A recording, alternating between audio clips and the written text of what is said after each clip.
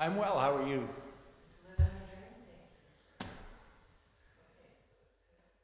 Ready for the onslaught? You're ready for the onslaught?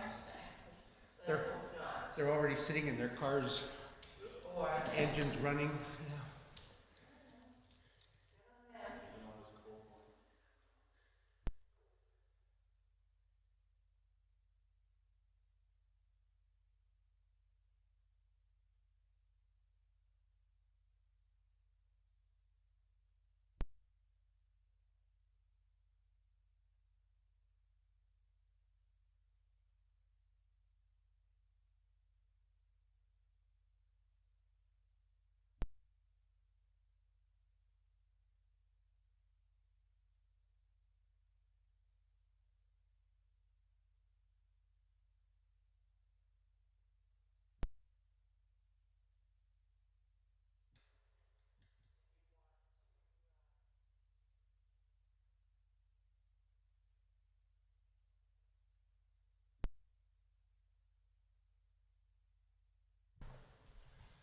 Good morning.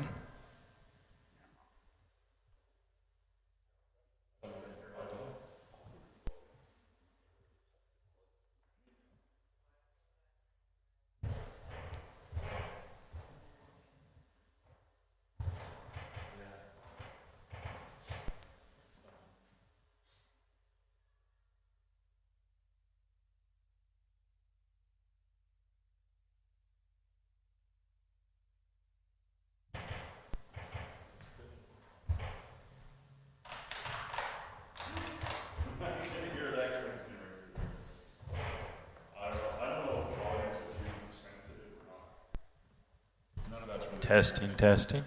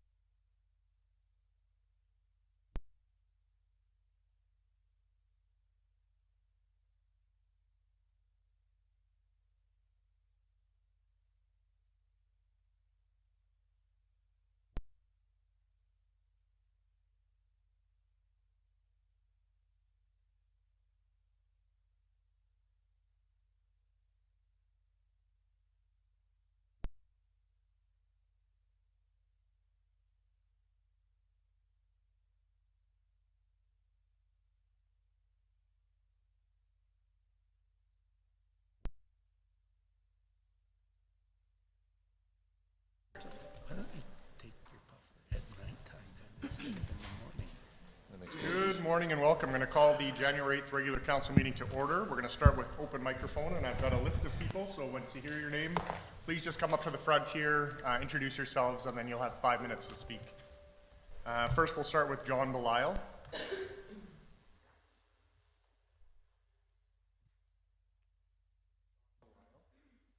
John Bile.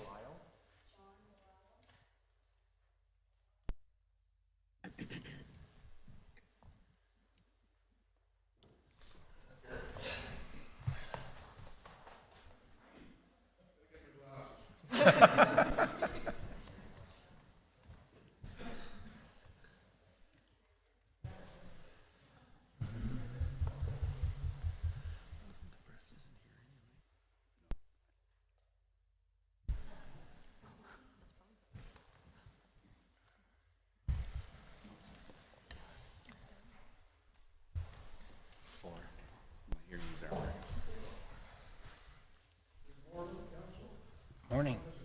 Good, just, yeah, pull it up a little bit.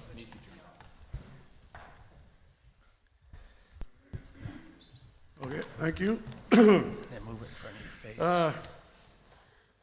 It might sound like I'm rambling, but I'm not. In the bylaws of this city, in regards to land use, in Part 1, the regulatory and approved development does not remove obligations to conform with the legislation, such as the Act and the municipal bylaws. Part 6.2.7, direct control regulations, administration is to prepare a comprehensive report to council with all issues identified. Part 8, specific use regulations. 8.4, temporary shelter services are a direct control use that must be approved by resolution of the City Council considering the following regulations. Must be in a permanent building, shall not be permitted on a site within 200 meters of any residential. C, shall not be permitted within 100 meters of a zone of a retail store. This bylaw was never amended, revised, or appealed. Administration nor council have the legal authority to override the regulations. They don't. In 2020, Sue Howard told council the land use bylaws are old and outdated, and council could override them.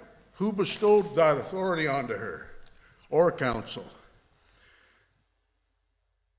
On the deal in October 2020 over on 36th Avenue with Open Door, lawyer Robert Noche informed council they were about to break those laws. Then we arrive in May 2023 and administration again did not conclude the specific use regulations as is the law. Administration ignored the MGA. Who gave her the right to leave out important parts of a bylaw? As far as can be determined, she and council were never granted that kind of authority. Did council issue the development permit without lawfully required information being provided by administration? Is this subterfuge by administration? This needs to be looked at, and if administration breached the laws, someone has to be held accountable. There must be consequences. Trust is absent. Today, council has a golden opportunity to rescind this project. It was destined to failure from inception. It is your sworn duty to all citizens to do right. Hope Mission is not a good fit for Wetaskiwin and will only create bigger problems. Hope Mission has a knack of misleading people. As soon as they left here on December 11th after the last meeting, they started appealing to people in post media across the land, any papers I read, even the Vancouver or even in Toronto Star, there's appeals for them to have people come here today and sign a petition to come here today. Yet, again, they mislead people. They didn't tell the reason why it was postponed on December 11th, that there might be a better or an alternate solution. They didn't do that. Council all know they like to mislead people. And Mr. Mayor, your personal desire to self-promote is, everybody's well aware of it now. Thank you. Thanks for your time.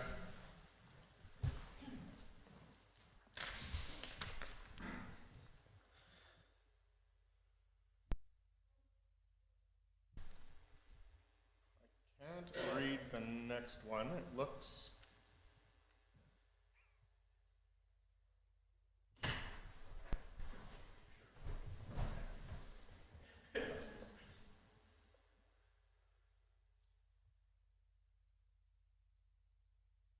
Second one to sign up for open mic. Thanks.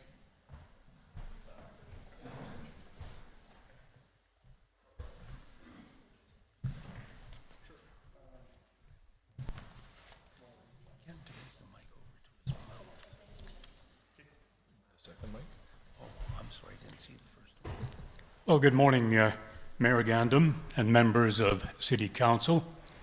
Thank you for the opportunity to speak on the current Hope Mission plans regarding homelessness in our community. Sorry, can you just introduce yourself, please? By all means. My name is Jarl Omholt-Jensen.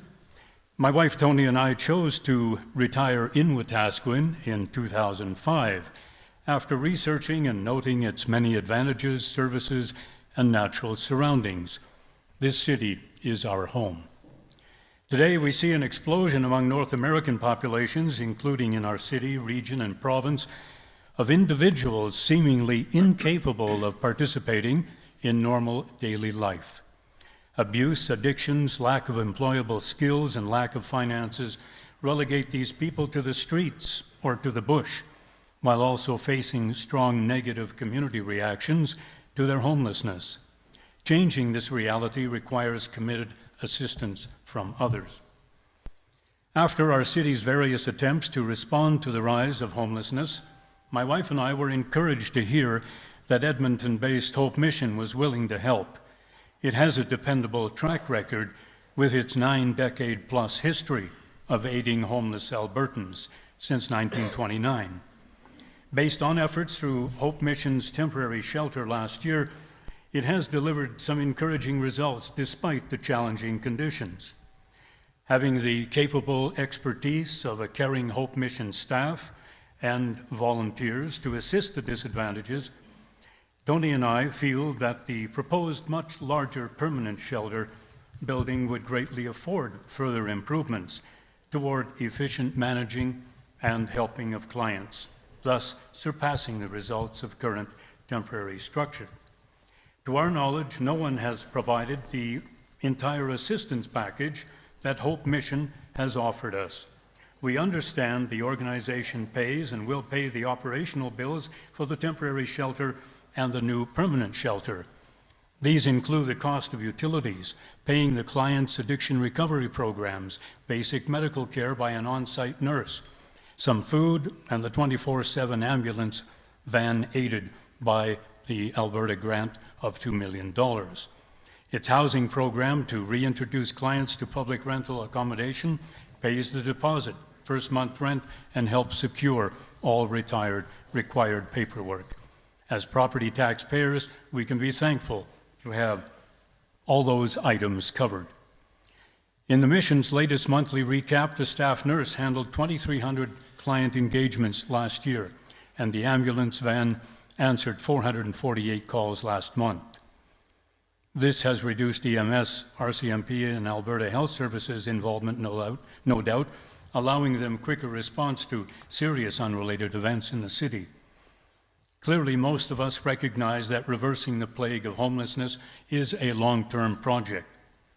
However, delaying or canceling the permanent building will retard efforts to enable the clients to build a better future for themselves, regardless of their race, culture, young age, or older, or gender. A permanent building does project a stable environment to reinforce belief in the homeless that change from destructive ways to normal, healthy lives is possible. That stable destination for the vulnerable seeking help is crucial. With a committed organization like Hope Mission, willing to handle this difficult and demanding task in partnership with other groups and individuals, let us make their jobs easier by building that permanent structure as soon as we can. And may I leave you with two basic statements here from the Creator, the Lord Jesus Christ. The first is, the poor you will have with you always. And the second, whatever you have done to the least of these, my brethren, you have done it unto me. They're powerful words for all of us to seriously think about. And I thank you for all your attention. Thank you.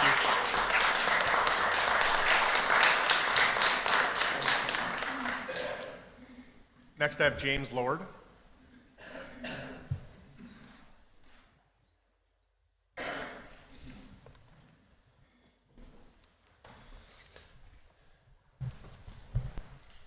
Hello, everyone. My name is James Lord.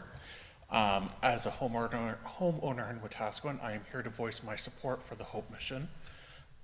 We've said no to Open Door Society, we've said no to the mustard seed, and it's time for us to say yes to the Hope Mission.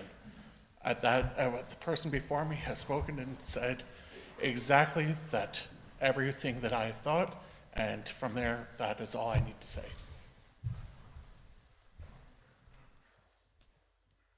Thank you. Carrie Clon.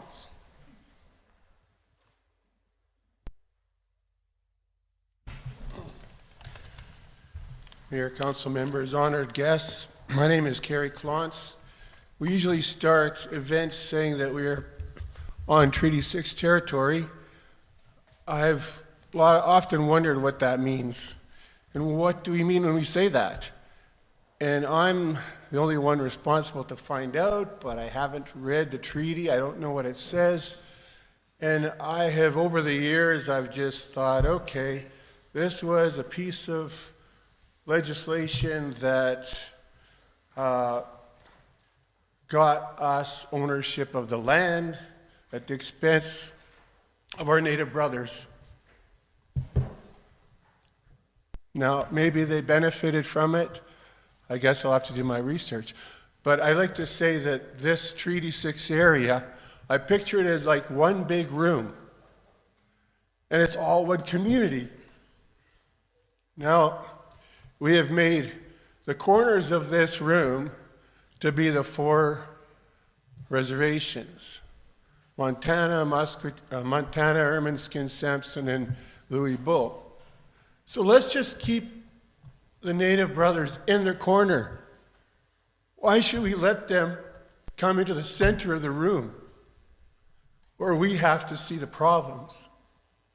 Let's just keep them in their corner. And if we could, we'd push them right out of the room. But that's not what community is. And I believe that in Native culture, they had the right idea of community. Maybe it's changed, but it used to be that they would help each other. They would share with each other.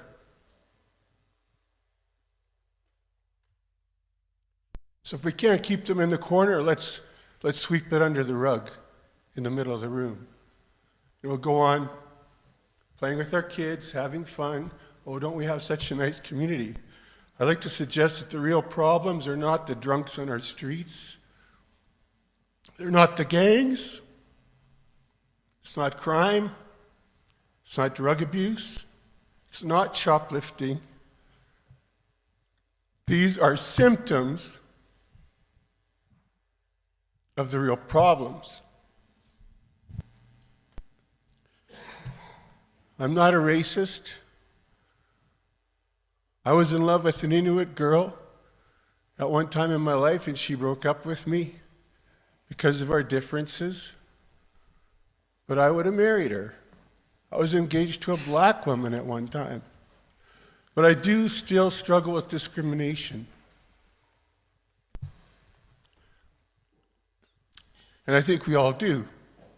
See, these problems, the real problems, are what's in our heart. One is isolation and segregation.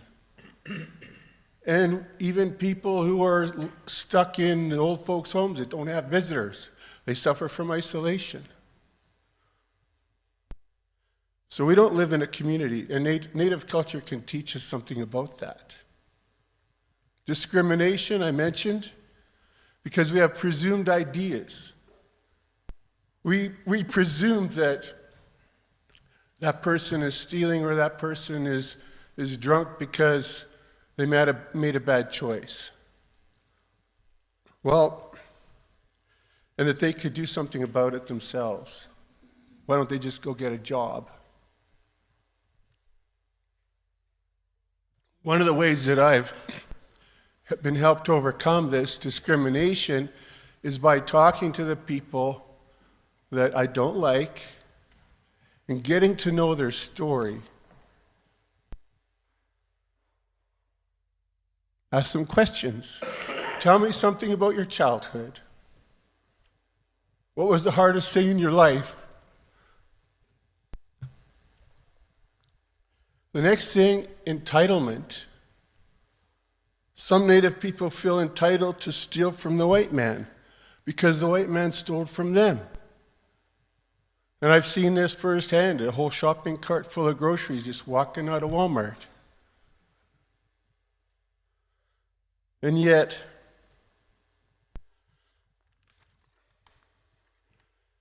the white person feels that they're entitled to have what they have because they worked so hard for it. They own the land. They own this, they own that. But in Native culture, they have the right idea. So we don't own anything. We don't own the land, and proof of that is you can't take it with you when you die. It's the Creator that owns the land. We're just stewards of it. Our job is to take care of it, keep it in good shape for our kids, and to benefit from it, for all of us to benefit from it. Another one is greed and selfishness. I don't need to say much about that, but the way to overcome that is to begin to deny ourselves and to give to someone else. And you'll find when you do that, it'll bring you joy. I don't have a big house, but I'd rather have joy than live in some big fancy mansion and not have joy. Injustice. We've committed injustice against each other. Native people have committed injustice against themselves. One band fighting against the other band. And I'm not the expert, and I don't know all the whole situation there, but I hear things. And I think I can safely say that we've all committed injustice. Truth and reconciliation is supposed to be the answer. Is it working? Carrie, I'm going to get you to wrap up, please, if you don't mind, Okay. please. Well, the final thing is respect, and if we respect them, if we respect other people, they'll respect us. So kindness is one way to show respect.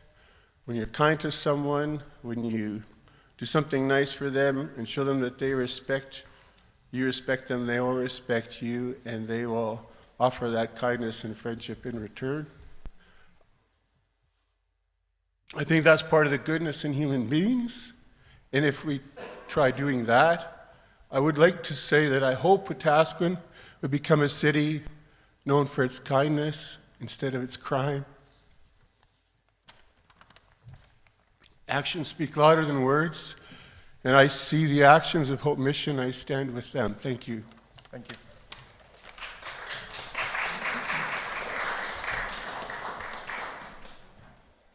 Dale Unland.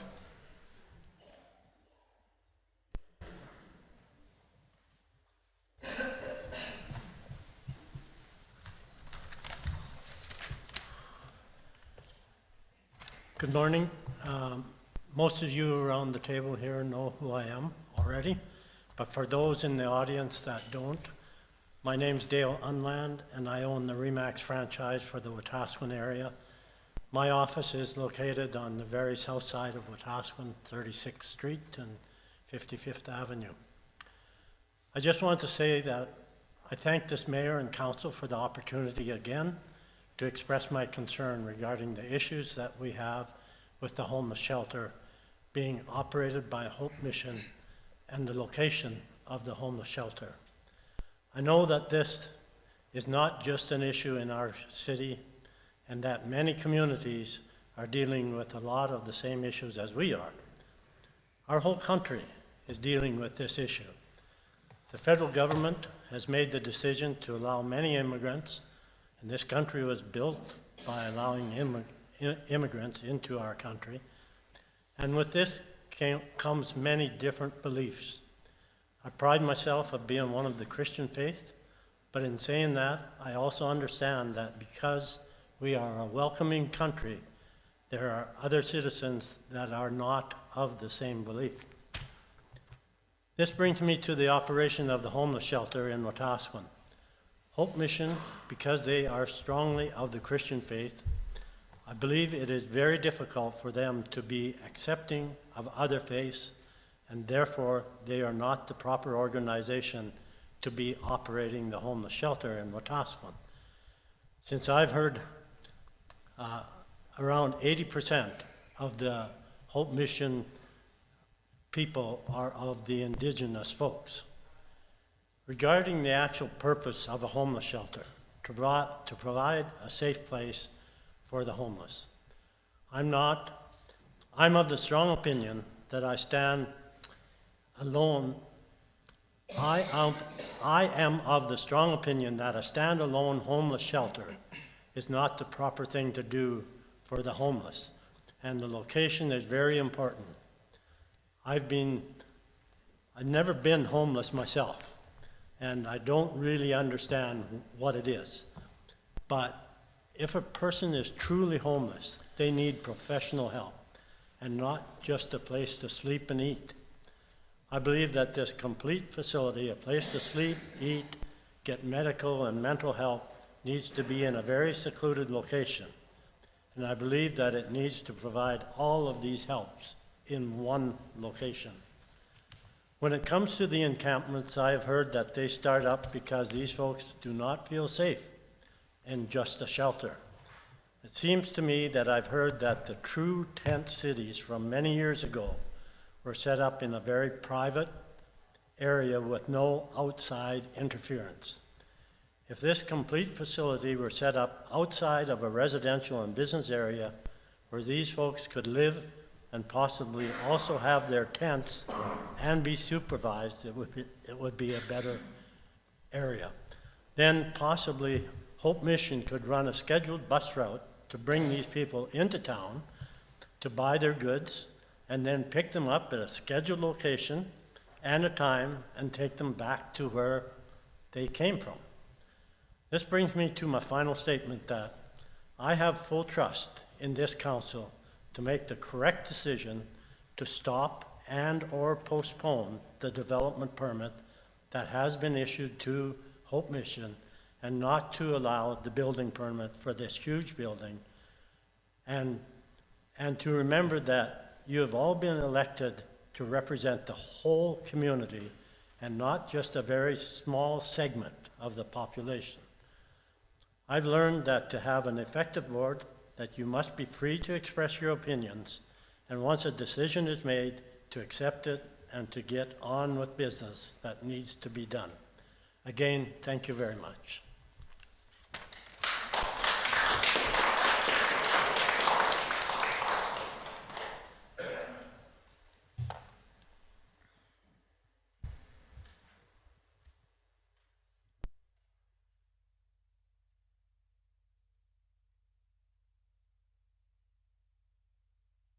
Audrey Banister.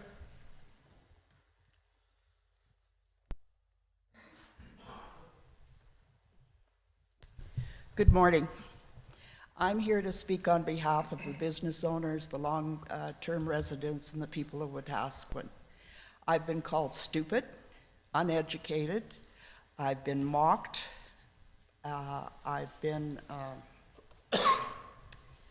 accused of being racist, which I'm not. My own grandson has his Métis card. What I'm here to say is we're totally stupid if we don't think we need something. We've always had something in Wetaskiwin, but we certainly do not need the magnitude of a 27,000 square foot homeless shelter. I see there's a lot of people from the United Church. Maybe that should be a project that they should take.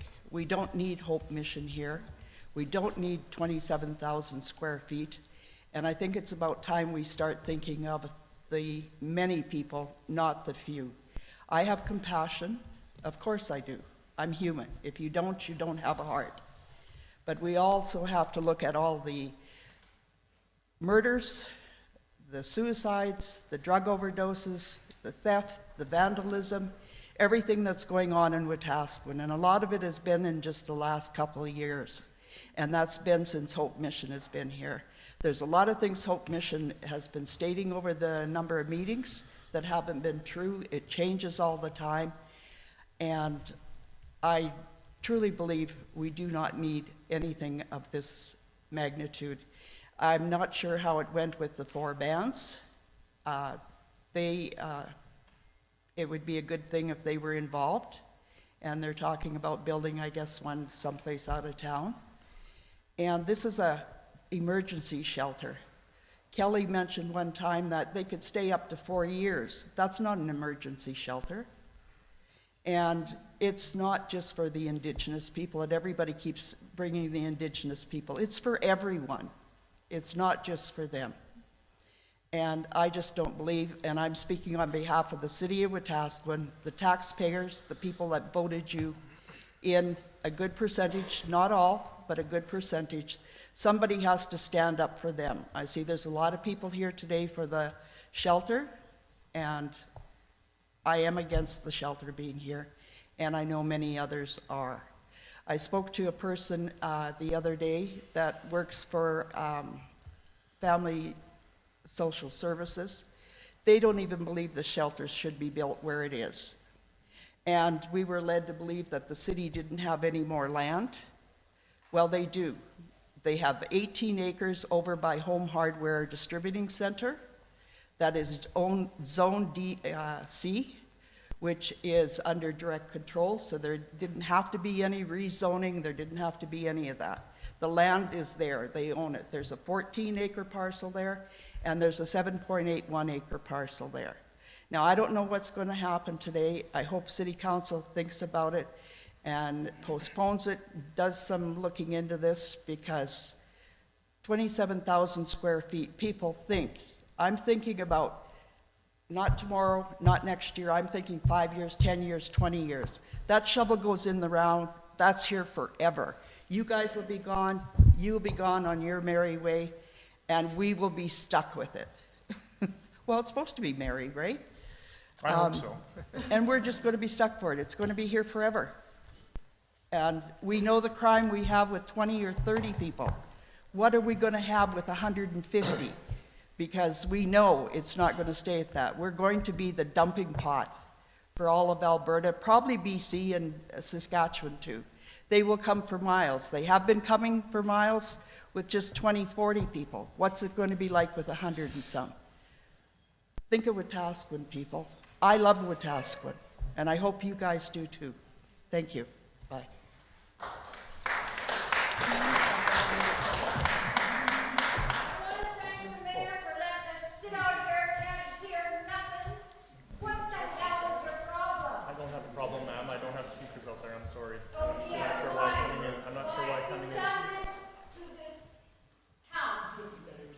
Thank you.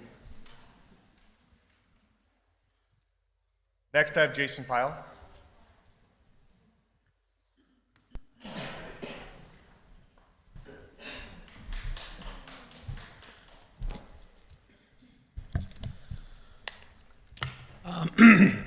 So yeah, my name's Jason Bile, and I've lived here for a number of years now.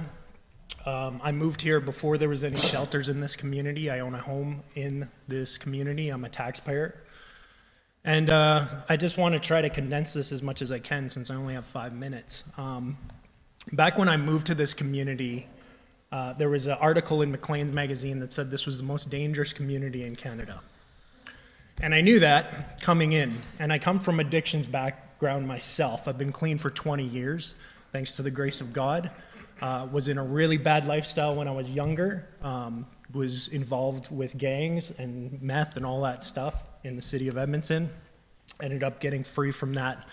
And I've been living free for a long time. And so when an opportunity came to come to this community to try to help, because I heard that there was big issues here, and so I came to work with Vinge Muyaba with the Lighthouse, which was in the mall at the time. And every Sunday morning after we would have our church service, we would have a potluck meal where we would invite members from the community to join us.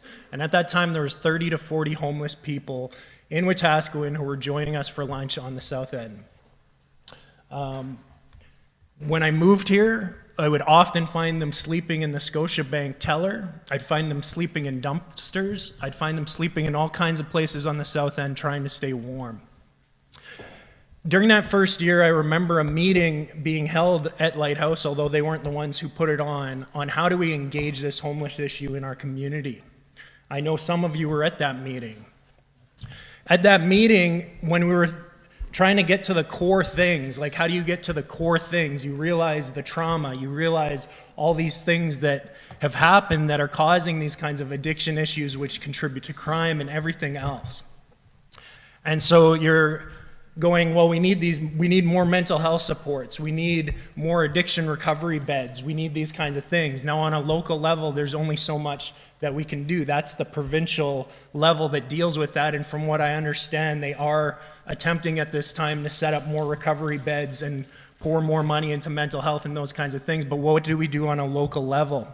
It was decided in that meeting, which had many leaders from the community and at least a couple hundred community members at it, that we needed some kind of facility that provided basic needs and offered connections to get people into those resources that even if they were available, because how do you get someone living in homelessness to take advantage, even if they have a mental health support or a counseling support or an addiction bed available, how do you get them connected into that when they're living on the streets?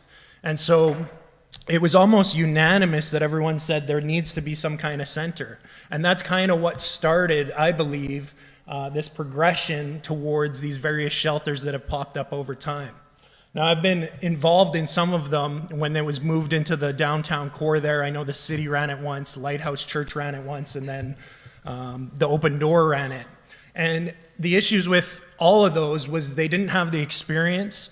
The location was really bad because it was in a residential area, and they didn't have the resources to properly staff those initiatives. Basically, we were providing those basic needs, which is important and good, but those connections weren't really very strong as far as getting connected with those other resources available. Currently, over this last year, I worked for the Hope Mission for 7 months at their shelter that they're running right now. And what I saw there was I saw that the Hope Mission has the funding to properly staff that shelter, that there was enough staff that the staff was able to build connections with the people we were serving in order to encourage them to take advantage of those other resources that are available to them. I saw multiple people go for treatment during my time there. I saw multiple people go to mental health hospitals when they needed that support. I saw multiple people go to the physical hospital when they needed that support.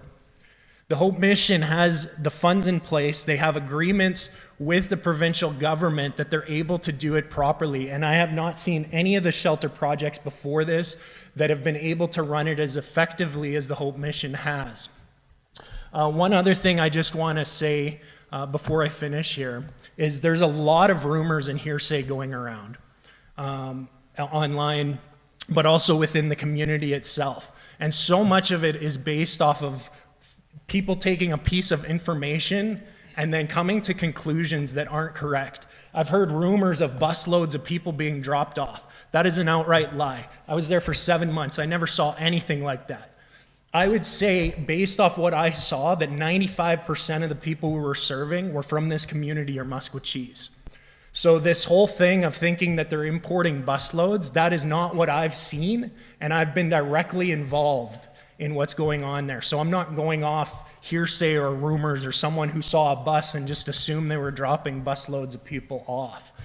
I can't say for sure what will happen when they build a bigger facility, but I do know that I've seen them make steps to try to negate people coming in from outside communities, because we have enough homeless here already on our own. And even with the temporary shelter that we have, they're already running capacity almost every night. So if someone was calling in from Leduc saying, we have someone here, can you take them? We'd be saying, no, we can't. We're at capacity already. And so that's what I saw working there. I've also heard rumors, and Dale mentioned this, is it's a Christian organization, so therefore, that means they're just going to push their Christian religion on people, and a lot of them are Indigenous and whatever else. Well, I had another encounter. Before I moved to this city, I actually worked for the Hope Mission at one of their summer camps. And at that summer camp, we had 20 days of training. And one of the sessions was so powerful that it stuck with me for a long time. And I was actually able to get the woman who taught that session to come out to do a Mayor's Prayer Breakfast a number of years ago before COVID lockdowns and that. And I'm sure you remember this, Tyler. Her name was Carrie Lund, and she was actually in a residential school. And she was actually a member of Stephen Harper's team that came up with the 94 calls of action. She came and she did a training session going over the history of residential schools, her own experience in those schools, how we work towards cultural reconciliation with our Indigenous brothers and sisters. And so she did that training, and when I was in school, I never learned anything about that history. And so it was very eye-opening to me, because I've been working with people who have been living on the streets even when I was in the city of Edmonton, and you notice this disproportional number of Indigenous people in that community. And I often wondered why. Why is there so many Indigenous people who are addicted to drugs and living on the streets? I never was taught the history. But when I was taught the history, it was through a Hope Mission camp training. And so this whole idea, like Hope Mission, as a Christian, I would want anyone to come into the freedom that I found in Jesus Christ. He set me free from drug addiction. If someone asked me, how have I been clean for 20 years? That's how I did it. I surrendered my life to him and his teachings. But that can't be forced on anyone. Everyone's got to find their own path between them and God. And I can say that the Hope Mission, from my experience, is committed to truth and reconciliation. They have the resources to run the facility right. They have the connections with the provincial government. And nothing we've had in this community has even come close to that. And if we want to tackle these issues, we have to tackle them. If we just ignore it, it's not going to go away. There's going to be more tent cities set up here. There's going to be a continued increase in crime and people living on the streets. We need this shelter to be able to connect, not just provide the basic needs, but to connect people into those other resources. And they have the ability to transport people out of the community to them if they need to. And so I believe the Hope Mission is one of the greatest opportunities to see lasting change, but it's going to take time, it's going to take effort, and it's going to take the community coming together. I'll just leave it with this. I once heard a talk where the man said the opposite of addiction is not sobriety. The opposite of addiction is proper connection. And when people are properly connected in healthy relationships, they're able to overcome their addictions. That's how I overcame it, getting in proper relationship with God and then learning to live in proper relationship with the people around me. And if we just turn our backs on the people who are vulnerable, and I get it, they're involved in a lot of things that are very frustrating as a community member. But if we just turn a blind eye to it, it's just going to get worse. And so one of the biggest goals isn't just simply to provide, a bowl of soup and a warm jacket and a warm place to stay. It's to build connection where you come to a place of trust and relationship with a person where you can say, you don't need to keep living like this. There are resources available that you can get out of this lifestyle if you choose to. And I saw many people do that over my 7 months at the Hope Mission. So once again, thank you all for your service to this fine community, and I appreciate your time. Thank you. Oh, and I'll just add in one more thing if I could. It'll be real quick. I know the Hope Mission also recently did a petition online, and they had 1,200 people who signed it. So there is quite this is a very polarizing topic where the community is obviously very divided. But I just want to say there are a lot of people in this community who are in support of this as well. Thank you all.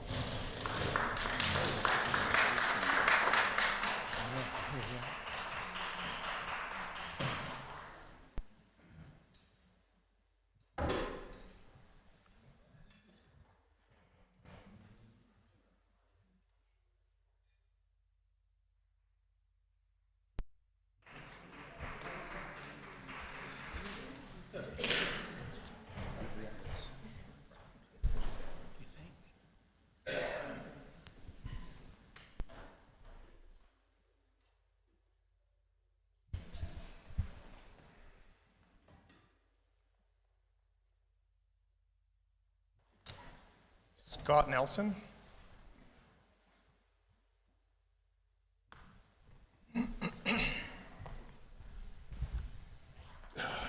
Good morning. Thanks for letting me speak. I came today to voice my support as a current user of the Hope Mission shelter. I actually live there in Wetaskiwin and its expansion. I honestly don't believe the average citizen understands how the dedication and hard work of the company and its amazing staff benefit not only the people who use the shelter, but the city itself. If you didn't have the Hope Mission and you didn't have the rescue van and the ambulance, then you're tying up your own RCMP, your own medical staff, things that they deal with on a regular day. You guys will be suddenly using all your resources to deal with. And then what do you do with those people when you do pick them up? If the RCMP pick them up, then they go to the tank. If the ambulance picks them up, they go to the hospital. The rest, Hope Mission takes care of all of that for you. You hardly even see it. Until a person actually has to face a sudden loss, tragedy, medical illness, or addiction, they can't possibly know how hard it is for some to take care of just basic needs like food, shelter, medical care, and if desired, spiritual needs. If Hope Mission were to close, a large group of people would suddenly be faced with absolutely nowhere to go, no regular food, nowhere to shower. How does this benefit the city or the citizens in any way? Other cities have large homeless camps full of people with no hope, no safety. Is this really how Wetaskiwin wishes to portray themselves? And one thing I noticed today while I was listening to all the other people speak, when you tie up your own staff, your RCMP and your own ambulances and that comes out of your taxes. Your taxes will have to go up for the sudden increases in calls, and it's not going to be just a small increase. It's going to be a massive increase in calls for what these guys deal with. Thank you.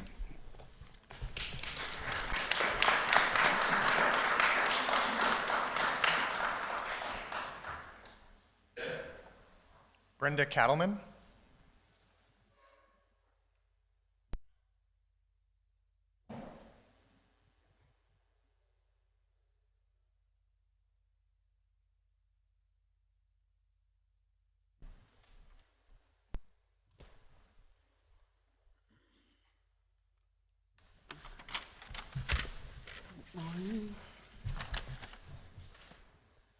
I'm here to express my support for the Hope Mission Permanent Shelter Facility in Wetaskiwin. Can you just make sure you're, yeah, thank you. As someone who has been personally touched by the Hope Mission in the community, I want to share my story. I was in a bad place in my life, in an abusive relationship and suffering from addictions. I wanted my children and grandchildren back in my life. I was tired of the way I was living and needed help. At Hope Mission in Wetaskiwin, the staff had helped me, cared for me, guided me, fed me, and that is when I started my journey to recovery.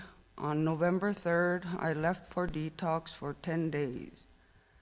After detoxing, I went to Camp Valhilo, Women's Healing Camp, and after graduation, I went to Edmonton to be part of Hope Mission's addiction recovery program for women called Wellsprings. I wouldn't be here today to continue my journey to recovery if it were not for the help of the shelter in Wetaskiwin. And for that, I am grateful to Hope Mission for the love and support. Please allow the construction of the shelter to continue, as it is helping a lot of people like me who needed a place to stay, food to eat, and somewhere to go where people cared. God bless. Thank you.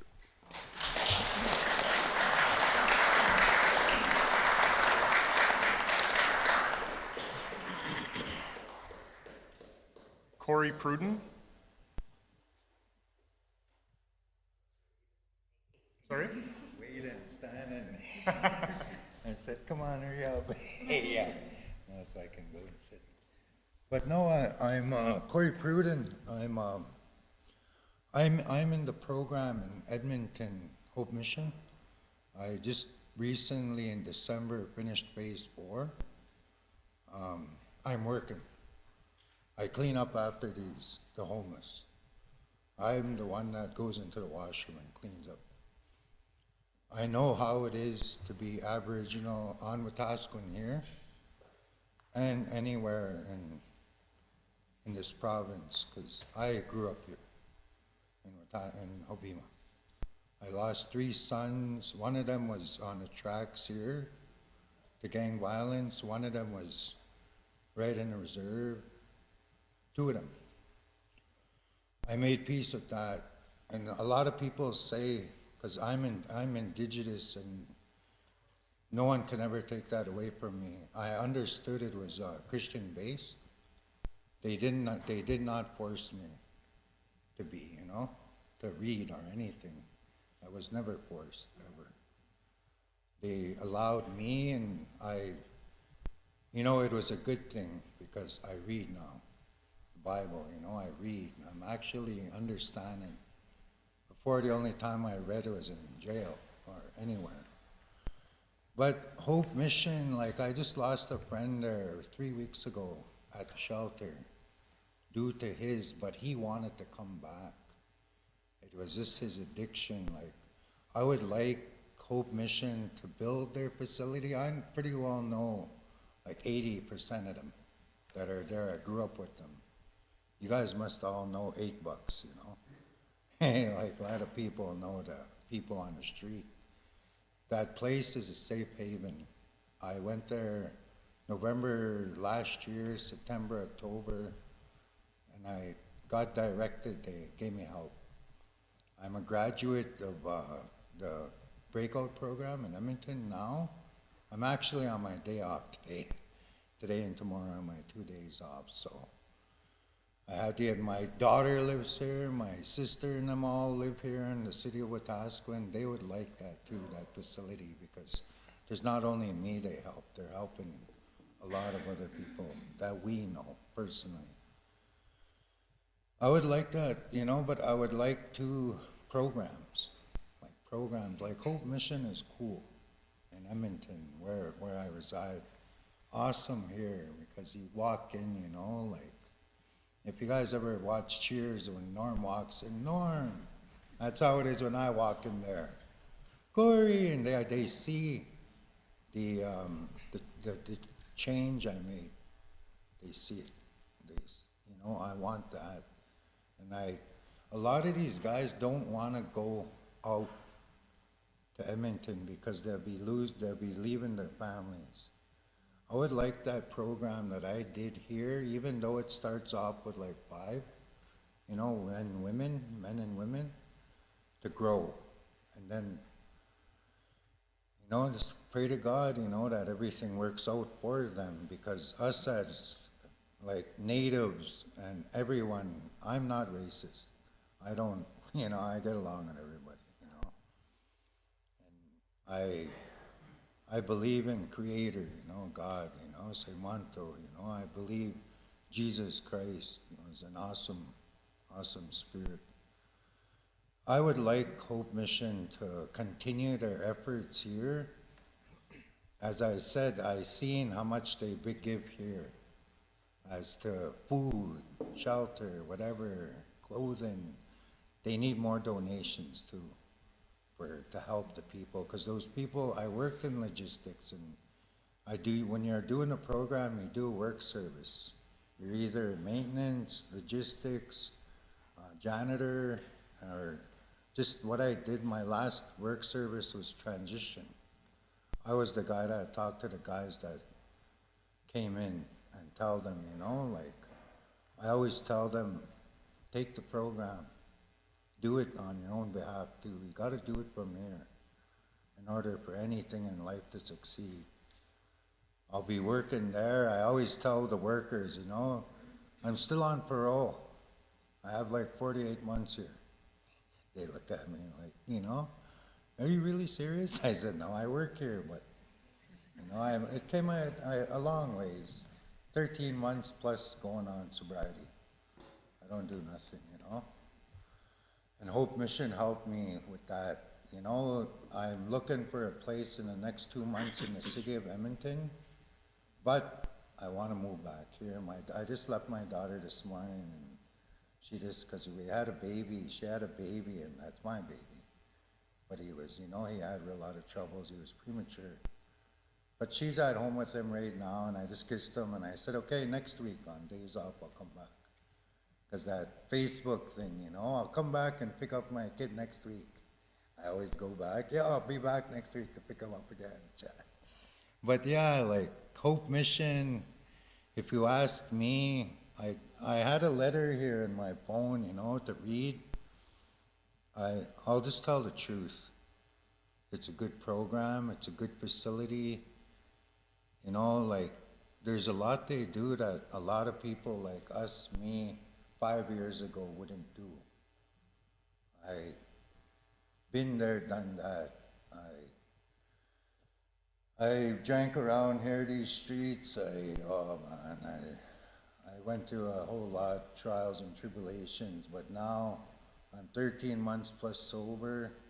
I'm going back to the program today. I still live in Hope Mission. They still offer my accommodations until I get a place. They said you can stay until I get a place. I pay rent. They help me pay rent. They help me learn what I didn't know. This reserve I grew up in, I can't say anything on their behalf, but it's a dead-end road. This facility they have here, late Donnie Okamau, Cattleman boy, you know, Storm Saskatchewan's, and like there's so many success stories that are gonna come about. And we just gotta thank Hope Mission. And Storm he's a well-known gangster, whatever, in Wetaskiwin here with the cops, whatnot. He's good right now. He's awesome. He's doing the program, and I keep talking with him. I keep telling my workers, well, the workers that taught me, that's my client. They just, oh, Corey, how many clients you have, you know? I said, you know, you just talk to them. And Hope Mission talks to me. They talk to me ever since day one. Kelly Rowe, I thank him, you know, for bringing me, going out of his way for bringing me to Edmonton last November 25th. From that day on, you know, they helped me get home. They helped me come visit my family.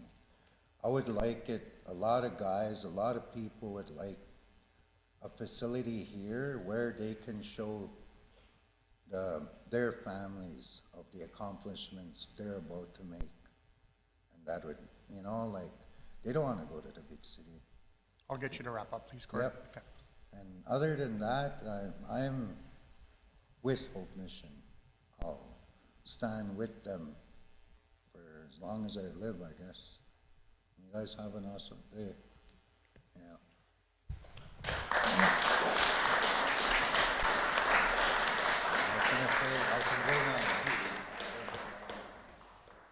Debbie Hunker.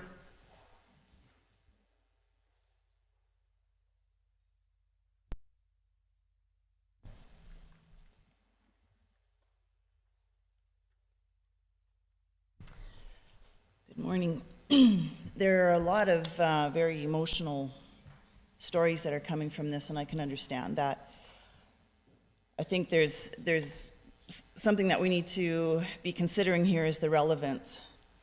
Are we talking about a structure, or are we talking about whether Hope Mission should continue on with their programming here? If we're discussing whether Hope Mission should be continuing their programming, all of the stories, they're all relevant.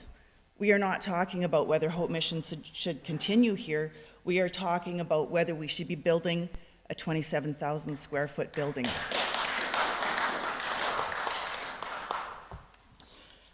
Last week I sent a video out to some of council to show them that by approving the development permit, they broke land use bylaw 8.4.2C.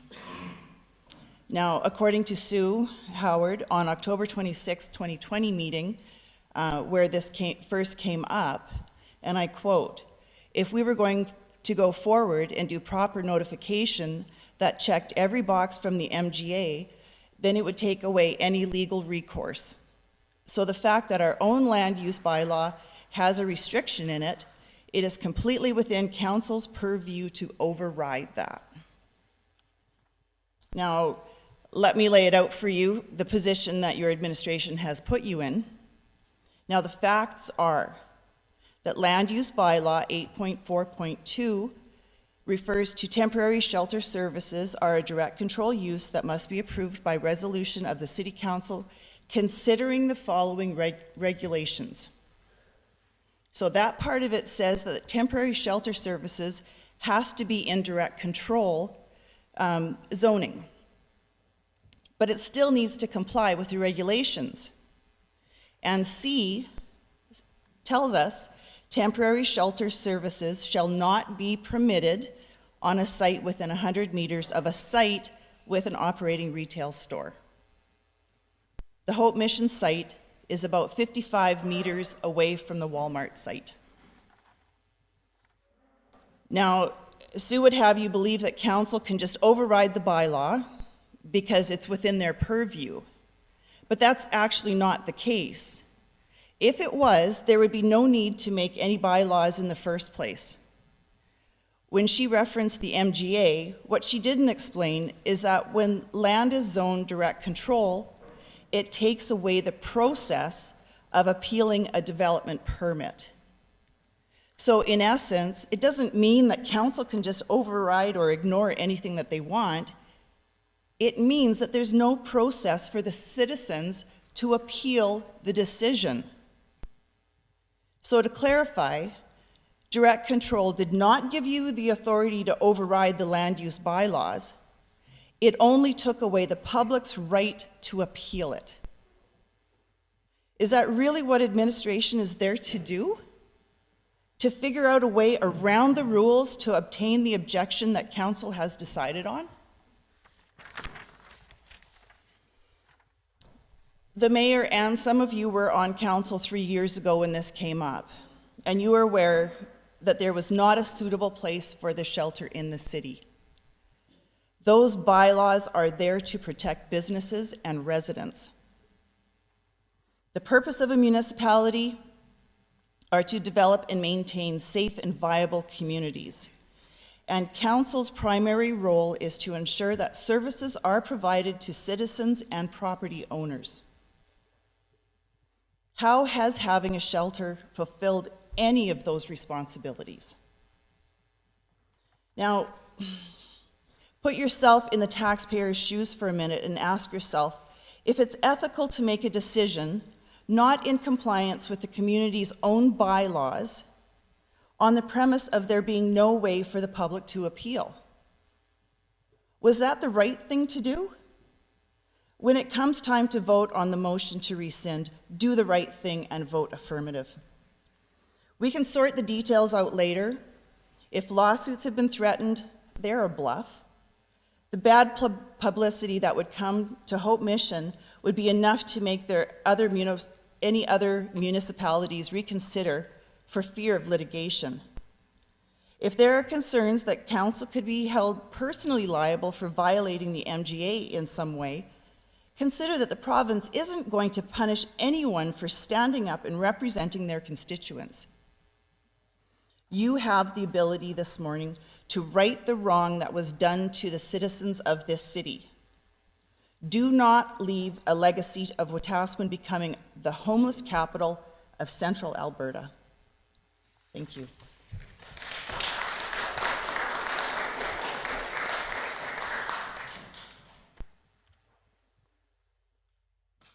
Ruth Lumx. I just want to check whether I need to be on the mic You do for the people for at home. recording. Yeah. And are people out there able to hear me if I'm sitting here talking this loudly? Yes. All right. My name is Ruth Lumx. My preferred pronouns are they, them. I am a resident and taxpayer of Wetaskiwin for over almost 20 years. I've raised family here, and I live and serve here partly because it's my job, but oddly enough, I've come to enjoy living here. Many people from whence I came didn't think that could happen. I think there are a variety of issues facing council, and first I want to thank Mayor Gandam and the councillors for creating this opportunity, for taking time out of, I'm guessing, a probably fairly otherwise lengthy agenda to offer respect to people who have already disrespected the process by going over time, but enabling those stories to be heard because they're important. And one of the issues I'm hearing people name is we don't feel like there's a place in this process for all the voices to be heard. And so as much as there are policy and procedures that need to be maintained, my experience of that is they get messy from time to time and the lines do bend and blur a little bit. So there are issues that you folks need to deal with and with your administration about bylaws and about zoning and land use and all those kinds of things. Your expertise, not mine. You want to talk United Church insurance policies? I can give you details on those. However, if we want to talk about the kind of community we ultimately want to have or be part of, then I think I do have a voice, as do other people here. And I have sat in this very room on multiple occasions and listened to people identify that Wetaskiwin has a problem with crime, with addictions, with folks living on the street, with folks being in businesses and causing problems. And we didn't have the resources to address those in a good way. And I have listened to a number of people complain about those problems, and I have listened to a number of organizations come forward and attempt to address them. And here we are, 20 years later, still talking about the same issue. But in this case, I think the landscape has shifted somewhat in that we do have an organization that is willing to come in and share good resources, proven resources,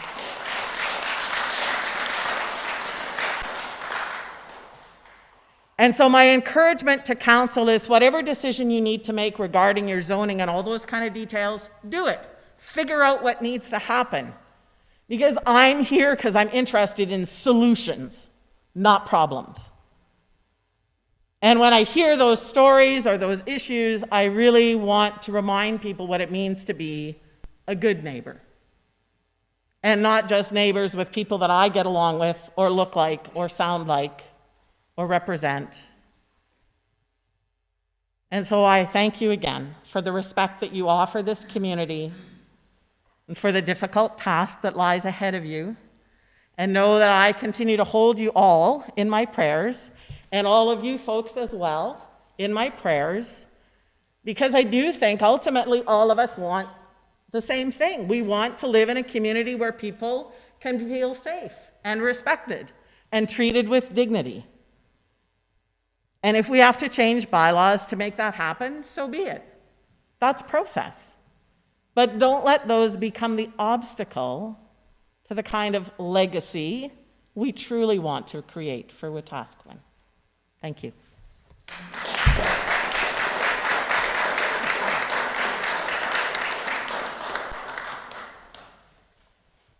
Julie Weeb. I'll pass because everything has been said, and I support the shelter and the work of the community to go together, and I just haven't anything more to add to it, but I really appreciate the opportunity to speak. Thank you.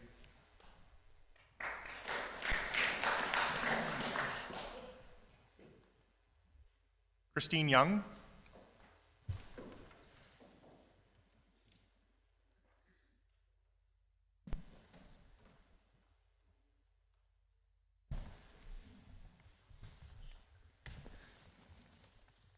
Good morning. I had spoke at the last meeting and since then realized there was a lot not said about Hope Mission. You could please all of your citizens, those who want it and those who don't, just by moving it out of the city. Wetaskiwin has been a stagnant city for years. It is not a place that people have to pass through to get to any major city. You actually have to turn off the major QE2 highway. And we have not a lot to offer. Sure, we have 2 museums, the raceway, and putting Hope Mission in the location they are in now will only give us more of a stain on our name. The retail on the south end of the city has finally, after 30 years that I have been here, has started to come. But it seems every time a new business opens, it gets its windows broken. Walmart is having a higher theft since Hope Mission moved in the area, and customers trying to shop there at these stores are being harassed.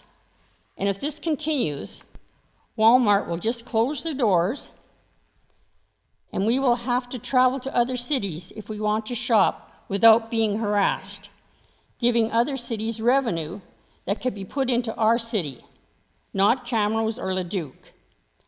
All residents in the city work hard for the things they want to have, and they have to chain them up, lock them up, or they all end up at the pawn shop. And anything without a serial number cannot be traced. How many people that work at Hope Mission actually live and pay taxes to the city of Wetaskiwin?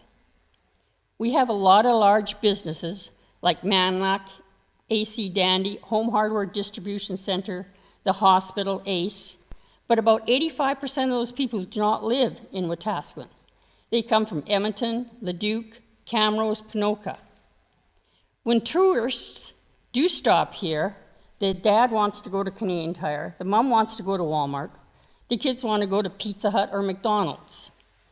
And while they're sitting there having their meal, they have to look at our newest tourist attractions. People passed out on the ground, sleeping half in the street, groups gathered together passing the bottle back and forth, or doing their business right there where they're standing. McDonald had to remove their outside patio tables and chairs as they were being used for drinking and use of drugs.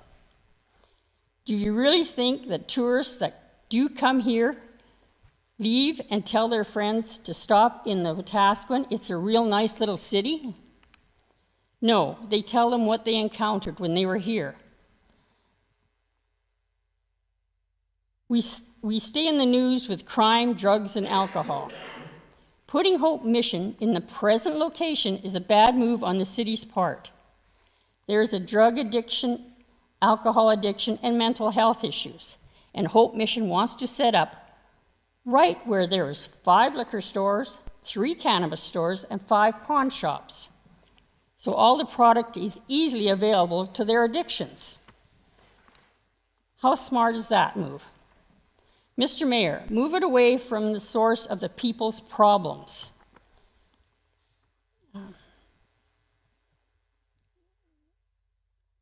Put it out of the city.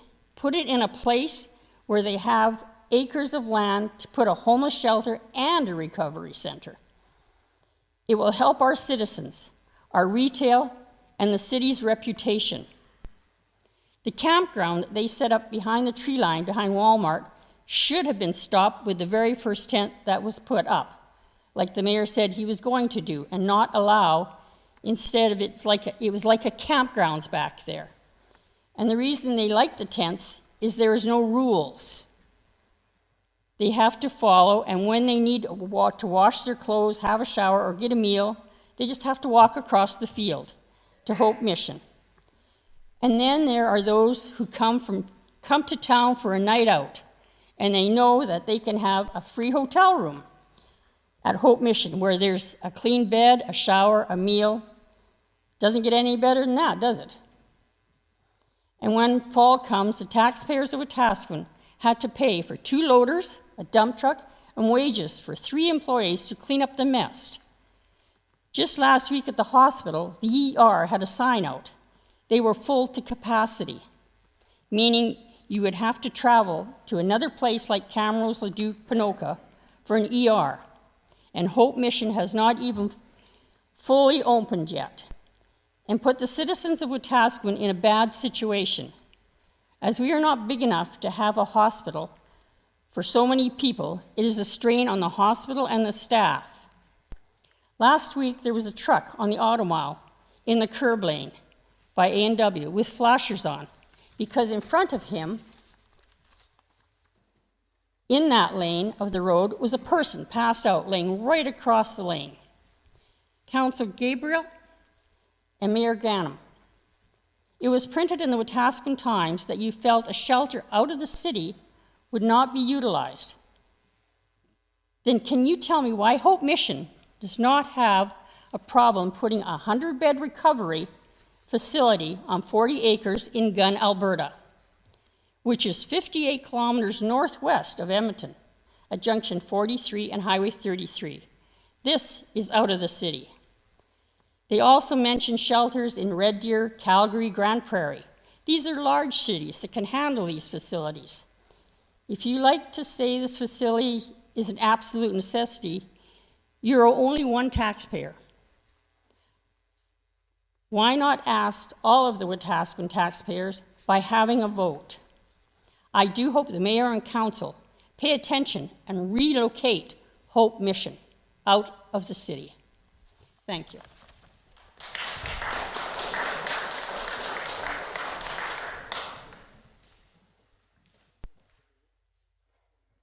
Pam Dagaford.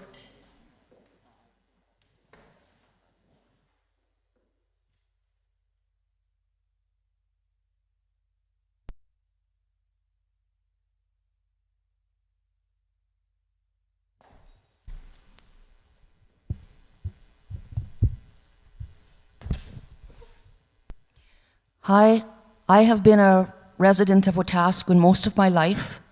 I am 67 years old. My mom moved here with 6 of us kids, raised all of us here in Wetaskiwin. She was a taxpayer. I'm a taxpayer. I've got 6 siblings. 5 of us live in the area of Wetaskiwin. We're all taxpayers. We all own our own place. I recently moved to the end of 53rd Street, on the very south end of 53rd Street. And there's been problems in 53rd Street way before Hope Mission came here. I had my van stolen about almost 8 years ago. My neighbor had his truck broken into, and he had a column on his steering wheel so they couldn't steal his truck. But my van was stolen and taken for a joyride and was written off. This is just about 8 years ago. So, and I've seen a lot, like I've been here a long time, and there has been problems in Wetaskiwin way before Hope Mission. At least Hope Mission is dealing with a lot of the problems. I've seen tent cities put up, and there's been people coming to the south end of Wetaskiwin for years and vandalizing, breaking windows, stealing. So, I mean, a lot of stuff is being blamed on Hope Mission, but we had the problem way before Hope Mission came here. That's all I have to say.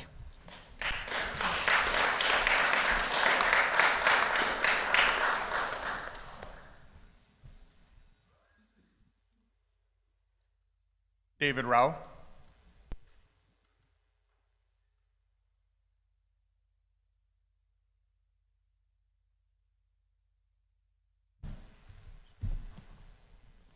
Either one works here. Okay. Hi guys, how are you today? I agree with my wife too. That is my wife, Pamela Dagford. I'm married to her. I've been in Wetaskiwin all my life too, and I agree the problem has happened before Hope Mission started here too. But I think I'm an outsider looking in. I've been on H all my life. I'd like things to change. I do believe we need Jesus in our heart. We need a good mayor, everything else, good councillor. I'm not in politics much, but I see what's going on in the world, and I see what's going on in our community. And just hoping for peace. That's all I'm hoping for. And hopefully we can come up with a good solution, a good plan, and hope for the best for everybody. That's all I got to say. Thank you.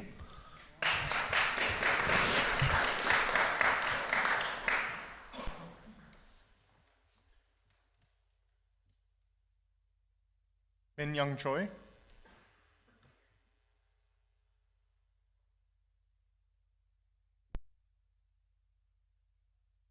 Okay. Kumsa, and I can't pronounce the last name, I'm sorry.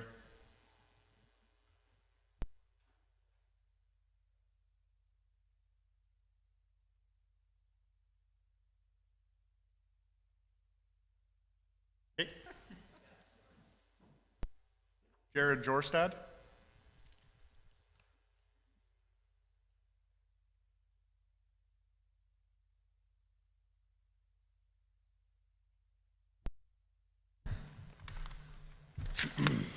Good morning, everyone. My name is Jared, and I've been a resident of the city of Wetaskiwin for about 20 years.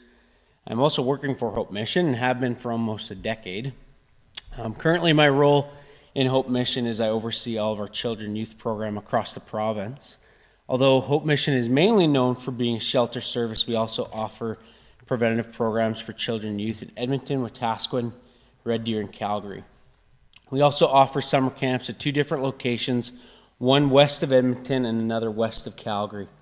I'm speaking obviously today in support of the shelter. As I mentioned before, I grew up here, I attended the schools here, I graduated high school here, I left, I got training in a human services field, and I came back to find an opportunity to serve my community through Hope Mission.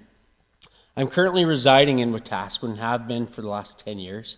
I'm married and raising my 2 kids in this community, and I support this project going forward because this has been a continual issue in our community for years. Some of our organization's history in the community to some may seem recent, but we've in fact been here since 2010. We are not new to the community or the complex issues that happen in every community. In 2012, we started a lunch program in 2 local schools, Parkdale and Centennial. That program started with just 50 lunches per week. Since then, our program has grown to almost every Wetaskiwin school. What started as 50 lunches has now grown to 4,000 meals in the schools a month. This is a totally free program to the students of these schools. From 2012 to 2017, every lunch we made came out of the generosity of our donors who believed in us and our program. 2017, when the nutrition pilot program started, we then became official partners with WRPS to contract lunches and breakfast to WRPS students. That work continues to this day, and we don't just offer lunches to the students, but also offer a free horsemanship program and an after-school program for kids and youth. Our horse program currently has 17 well-trained horses, where students can access this with little to no barriers. All this is funded by our generous donors who believe in what we do. The lunch program that started here in 2012 has grown. This lunch program is now serving 17 Camrose schools as of this school year. And all those lunches that the schools come and eat and that the students have are free of charge and out of the pocket of Hope Mission. In fact, Hope Mission serves 8 school divisions and 64 local schools throughout Alberta, serving almost 30,000 meals a month to students free of charge. Only the Wetaskiwin meals are funded by the province. The rest of the meals that we serve come out of the donations of the people who believe in what we do. The money we do directly goes into the needs of the students, and the money that we receive goes directly to the needs of the students. So what started here 14 years ago has now grown to impact students all over Alberta. However, Hope Mission isn't the only organization in Wetaskiwin doing some amazing work with vulnerable teens and youth. Wonderful organizations like the Boys and Girls Club, YFC, the WRPS Wellness Team, and the Full Gospel Youth Group are doing some amazing work with the complex needs of the children and youth of the city. My point is that it's going to take more than one organization to solve the issues of addiction, poverty, and homelessness. As complex as I know that the issues are surrounding childhood hunger and poverty, the issues surrounding addiction and homelessness are exactly that, complex. And it requires a whole community to address, not just one organization. However, I do believe that this shelter is a starting point. Call me optimistic, but what if, just like our lunch program was able to expand and better other communities, the model in which our community addresses the issue of addiction and homelessness could also be replicated in other communities with other organizations. Homelessness is on the rise in so many Canadian communities. We can't simply ignore it and hope it goes away. Thank you for your opportunity to speak this morning.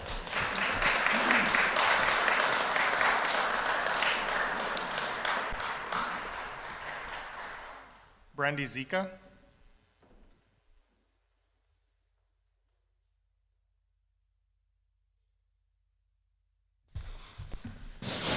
Good morning. I was born and raised in Wetaskiwin here. I am currently now back here in Wetaskiwin with my oldest son in grade 10. I have worked for Hope Mission up in the city, as well as Bissell and Bile and the Weeak. And it's not that I don't support the shelter. I don't think we have the manpower. We're speaking of a 27,000 square foot building. Where are these nurses going to come from? Where are these addictions counselors going to come from? Where is all this going to come from? We're complaining right now, or we're seeing a trend in how the hospitals now they're going out and out of, they can't take any more people. So what's going to happen when we bring that project in? Are we going to just simply ignore the fact that it's, taxpayers' number, that are paying for all this, or what are we going to do? I work for Hope Mission here in town, and I'm telling you, procedures and policies are not being followed. I would mention medication. Why is medication being distributed by somebody like me? I have a substance abuse certificate. I don't have a certificate to be distributing prescription pills or giving somebody their tote and then on top of that prescription drugs. There's a lot of work that is going to be required in this program. We're not just talking, one or two people here. We're talking about a whole community, and everybody is so mixed up on this because of council not doing this, or council not saying this, or this going on and that going on. So what truly is going on? Is Hope Mission going to be involved completely? How is the funding going to come in effect? Where are these workers going to come from that are educated? There was, one social worker a week in there and one nurse a week for over how many people? That doesn't make sense. I'm also a victim, well, not a victim, I was an alcoholic 6 years ago. And Hope Mission had really nothing to do with me. It was my own parents that got me into detox, that got me into McDougall, that got me into Henwood, and from there onwards. So my thing is that it's not only where everybody's saying about the building. Okay, so we get the building. Where is all this staff going to come from? Thank you.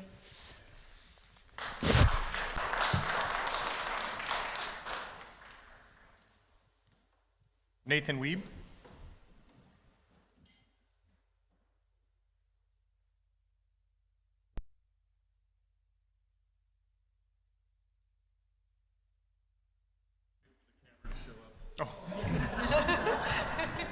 How appropriate, eh?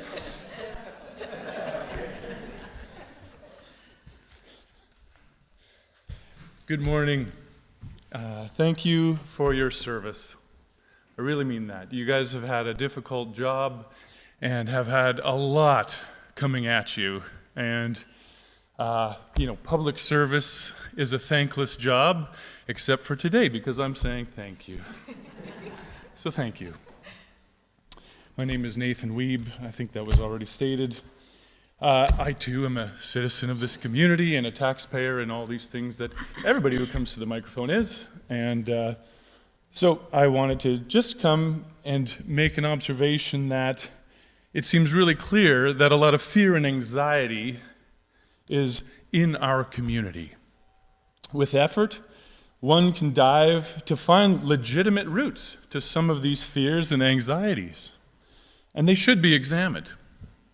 However, we all know that our wisest decisions are not founded on fear, anxiety, and speculations.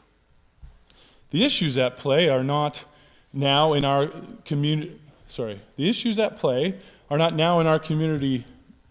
Not new in our community. Yet I have been excited. I've been excited since I heard the news of this Hope Mission shelter being built. A permanent shelter facility. As you've heard, you guys are all long-timers here. You know this is not a new issue. It's not like, wait, what, homeless? In Wetaskiwin? Where did that come from? Oh, you've been here longer than me. You know this is an ongoing thing. But I felt like this was a significant step being taken toward long-term solutions. It's not a silver bullet. This is not a cure-all. It's not just we wave our magic wand and Hope Mission just, everything goes away. Amazing. We know that. But I think it's a very, very significant step towards long-term solutions that up until this point, we haven't been able to solve. I believe that, this is one of the most significant pieces of that. It's going to take multiple agencies, multiple years, revisions, partnerships, multiple organizations, for sure, absolutely. But it's a significant part. There are not a lot of people or organizations saying, I would like to do the hardest part of this whole thing. I would like to, or that they have expertise or experience or qualifications or funding. Not many parties stepping up with those, but Hope Mission is. And they're here, and they've been here for a long time, as Jared shared. So I believe it will lead to lasting positive change in our community. Please know that I am among many citizens who are in favor and in support of this project and view it as a significant step toward helping the vulnerable people in our community. There are many voices against, much on social media against, and I just felt it was important for me to come, for you to see my face and say, hey, I'm a citizen who's in support of voting, tax paying, blah, blah, blah, just like everyone else. But there are many people, we're just not quite as vocal and not on social media as much. But there's many people in support of this project. And I think it's a significant step toward helping the vulnerable people in our community. And when we help those in need, in our greatest need, our whole community benefits. So thank you again for your service. I really do mean that. It must be really hard to take all of the flack that you guys have been taking for quite some time, and I really respect that. Leading is hard. So thank you for your service, and may you be blessed with wisdom and discernment that overcomes fear and anxiety.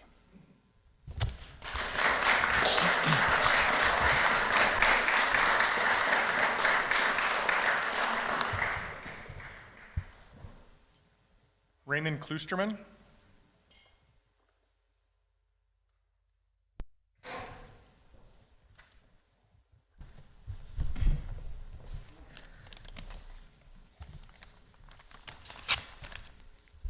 Mayor Gandam and council members, I'm disappointed that City Council has allowed the shelter project to come to the stage of donating the land and unanimously approving the development permit without making the majority of city taxpayers aware of all the ramifications. The safety, security, drain on police and ambulance resources, as well as break-ins, thefts, vandalism, assaults, and garbage are just some of the negative impacts on the city.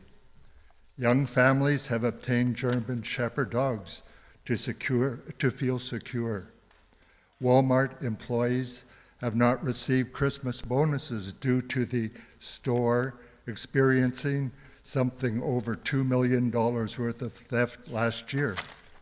Car and store front windows are broken. Vagrant, homeless population wandering about looking for who knows what. The capacity of this shelter would only increase the problems we already experience. Then there is phase 2, 1/3 larger. I'm not opposed to the need of the shelter. However, the location should be given much consideration. The placement should be closer to where the majority of the population comes from, closer to family, community, and culture. It also must focus on rehabilitation rather than a place for board and room. I am encouraged to hear talks between Mayor Gandam, MLA Rick Wilson, and the 4 band chiefs are ongoing, and the right decision, hopefully, will be made. Thank you.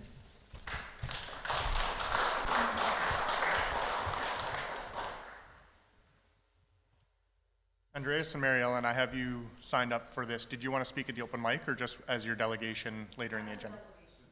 Yeah, okay. Jesse Hanks and Caitlin Knox.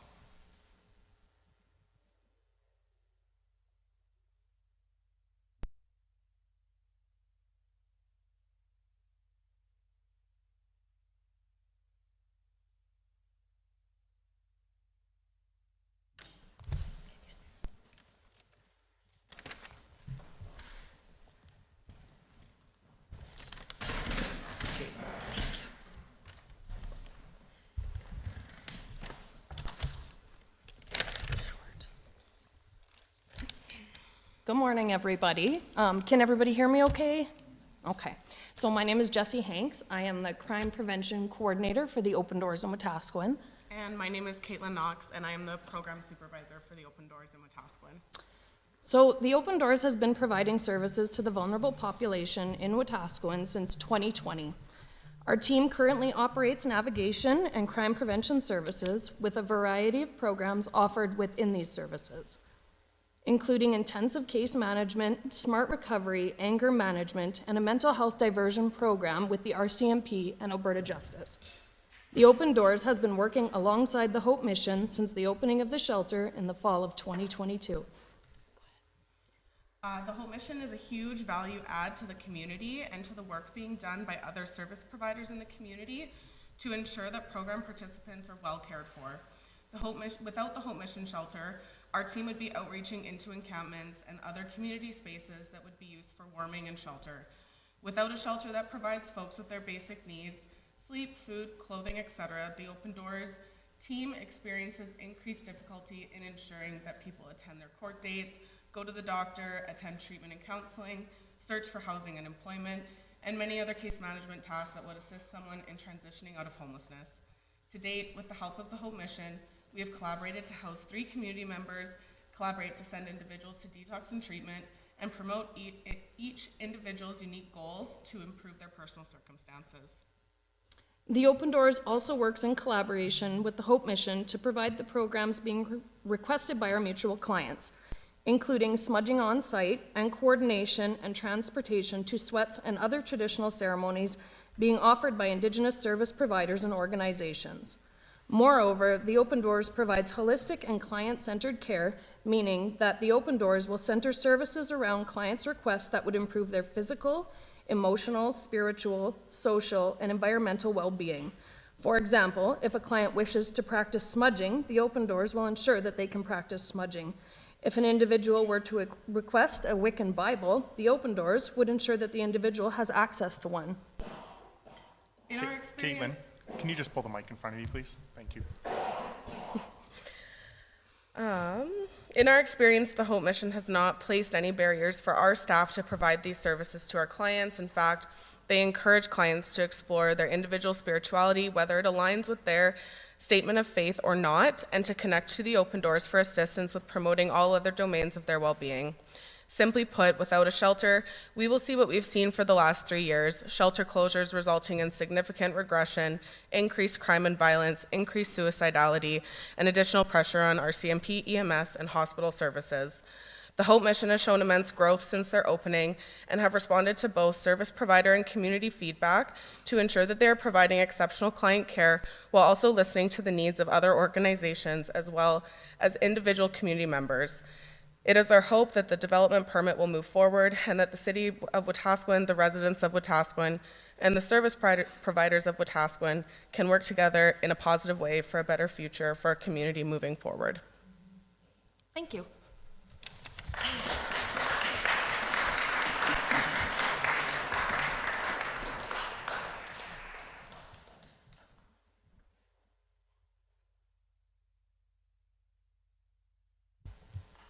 Andrew Bellis.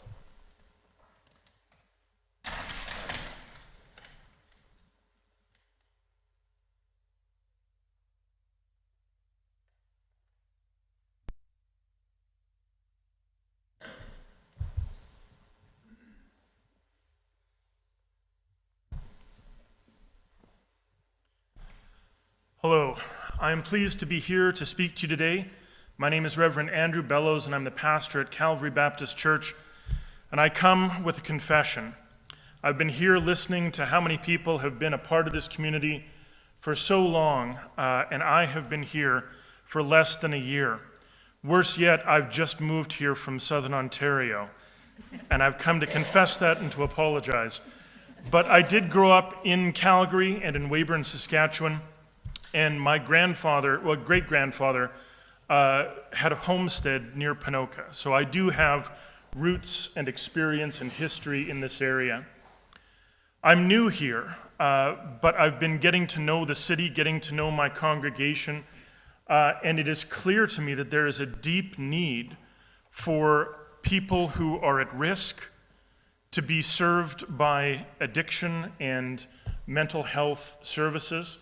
And I support Hope Mission, and I hope that there is the possibility that this project can proceed. I don't mean to diminish the concerns of people who have come forward, expressing their fear and concern over what might happen. It's difficult to build something, and it's easy to tear it down, because building something takes compassion and foresight, understanding, and tearing something down only requires fear. And there is so much fear. We've been through a lot. We've been through a pandemic which has torn us apart and has made addiction and mental health issues so much worse. I hope that we can do something to come together and to build something which will have a lasting impact, because as the new kid on the block, I'm hopeful that we can move this city forward and overcome some of the historic difficulties of our past. I hope that you know that the people who work at Hope Mission are wonderful people. And the primary reason why I'm here today is that I've had opportunity to visit with some of the people who are central to running Hope Mission, and I have been impressed with their dedication to this city and alarmed at how concerned they are about what might happen if this project doesn't go forward. There are people who I view as colleagues who are concerned about their future, about their career, and all they want to do is make things better. I hope we can support them in that. I hope that we can rally around them, and if there are ways in which this project needs to be adjusted, let's work that through. But I hope that we will have the courage to move forward together and make this city more accommodating to people who are on the limits, on the margins, who are in need of our help, need of support. Surely there is something that we can do. Thank you.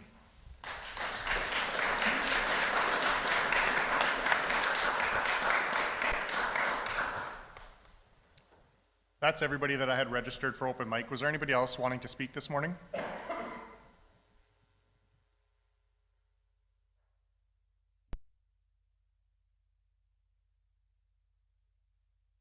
Okay, we're going to take a 15-minute break and reconvene at 10:55.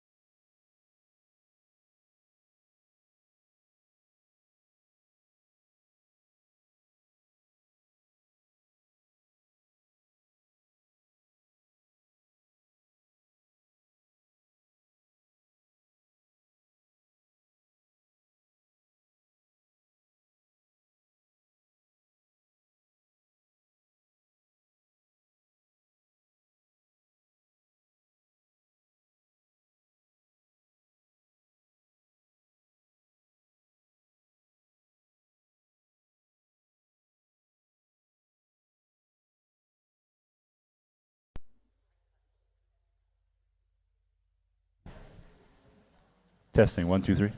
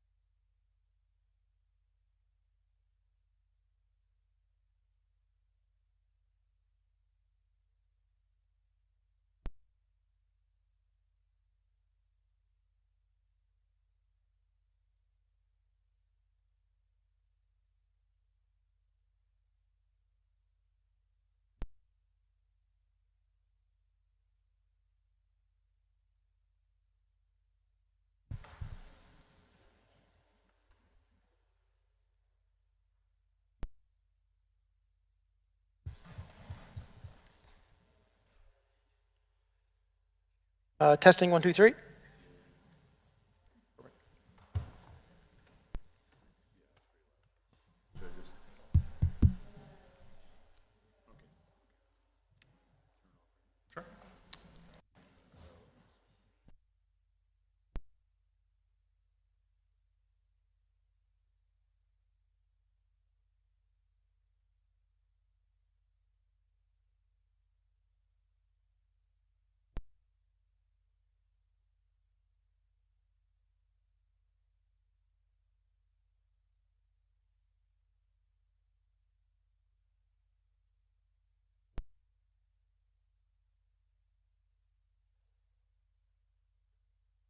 You.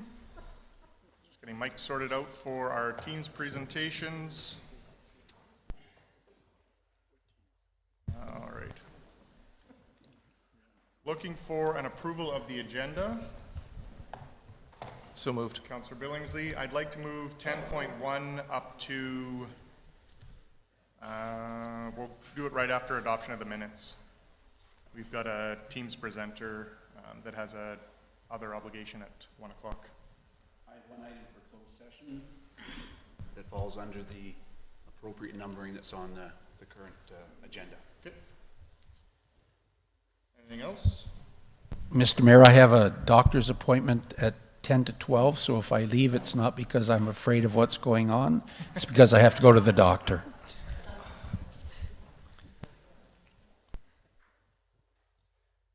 Go ahead. I'm wondering if we could make an amendment to moving the master plan till after the notice of motion so that we make sure that all 7 of us are here for that portion. We'll likely be on a lunch break and Councillor Elliott will be back for that.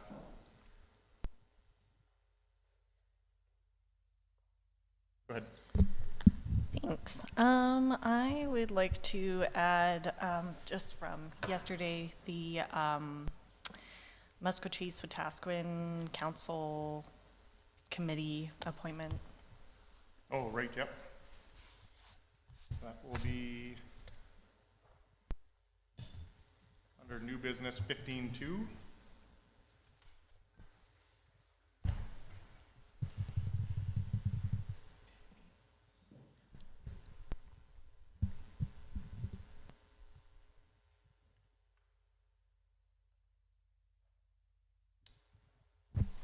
Go ahead. Just looking for clarification on Councillor Billingsley's request. I guess in your response that likely Councillor Elliott will be back. In the event that Councillor Elliott is not back, can we move that item? Yeah. Thank you we'll very make much. sure that all members of council are here. Thank you. Thank you, Mr. Mayor. Yep. Okay to approve the agenda as amended? Those in favor? Carried. Thank you.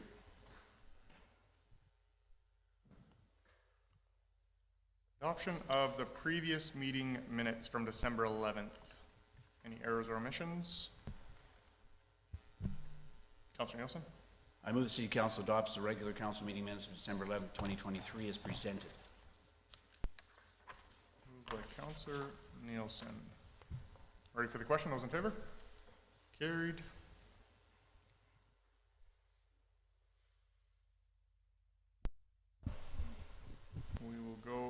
to 10.1, Airport Master Plan. Good morning. Today, administration is here to present council with the airport master plan, looking for adoption of that plan. We have Matt Bleakney here for administration, as well as Ben Crooks. He is presenting the master plan via Teams right now. Well, Ben is who's presenting? Ben Crooks will be presenting now, yes. Ben, can you hear us? On my end, can I be heard okay in the council chambers? Yeah, you bet.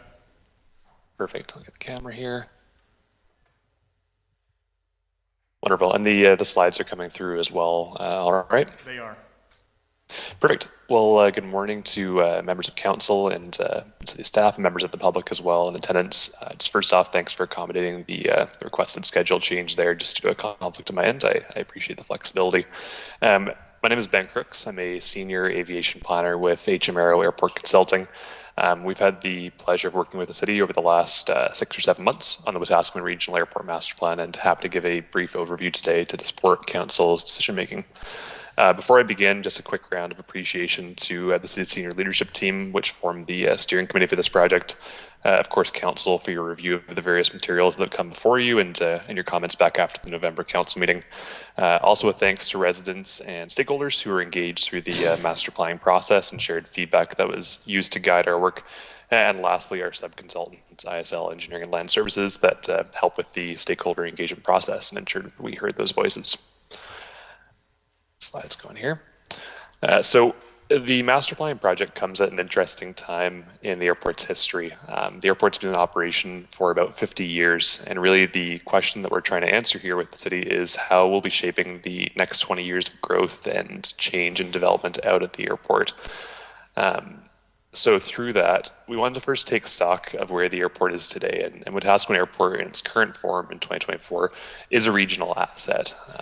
One of the largest economic roles served by the airport is the direct support to the regional agricultural sector. So the aerial application operators based at the airport spray with pesticides and herbicides and various other products about 150,000 acres per year in a typical year. Again, that directly supports agricultural producers and Wetaskiwin's role as an agricultural service center. Back in 2006, there was an economic impact analysis done for the airport that estimated at that time that $2.9 million in labor earnings and about $1.8 million in added gross domestic product was generated through the various businesses and users based at the airport. The airport does also support visitor access into the community for business, personal, and tourist-related reasons, and the functioning of the Reynolds Alberta Museum, which is, I believe, the largest tourist attraction in Wetaskiwin.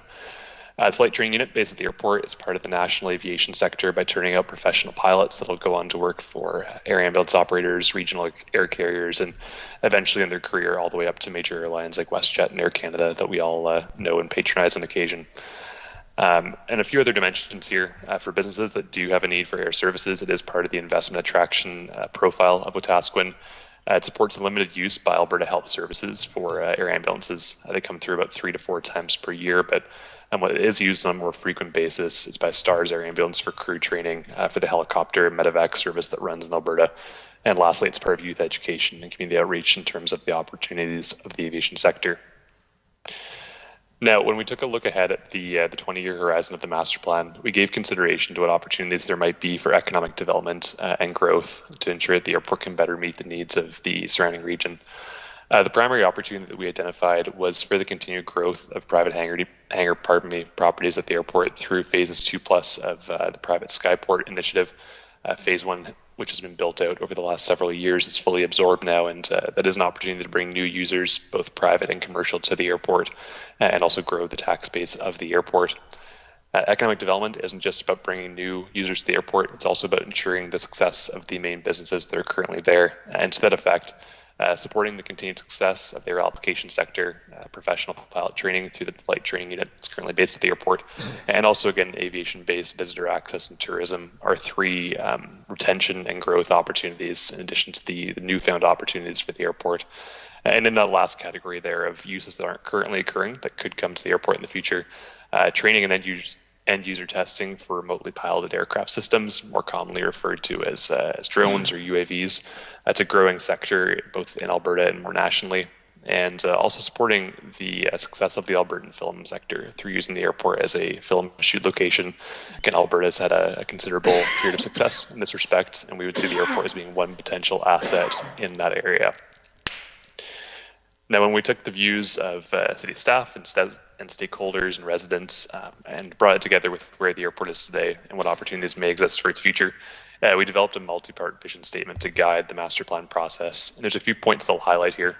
First of all, that it'll be a responsibly managed asset for three main types of users, those being commercial, private, and emergency users. Also that it be used as a tool to enhance economic development, economic prosperity in both Wetaskiwin and again the surrounding region as its impacts spill out beyond just Wetaskiwin.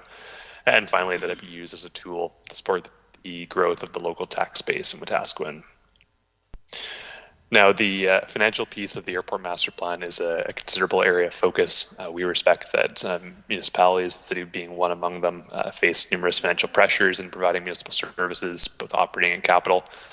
Over the 20-year period of the master plan, we estimated the total capital requirements for the airport to be $12.7 million. The majority of those expenses are loaded on the back end of the master plan, that kind of 11 to 20-year period, due to the considerable amount of work that's been done recently with the airfield pavements and lighting. A lot of those major rehabilitation projects are about 10 to 15 years off again.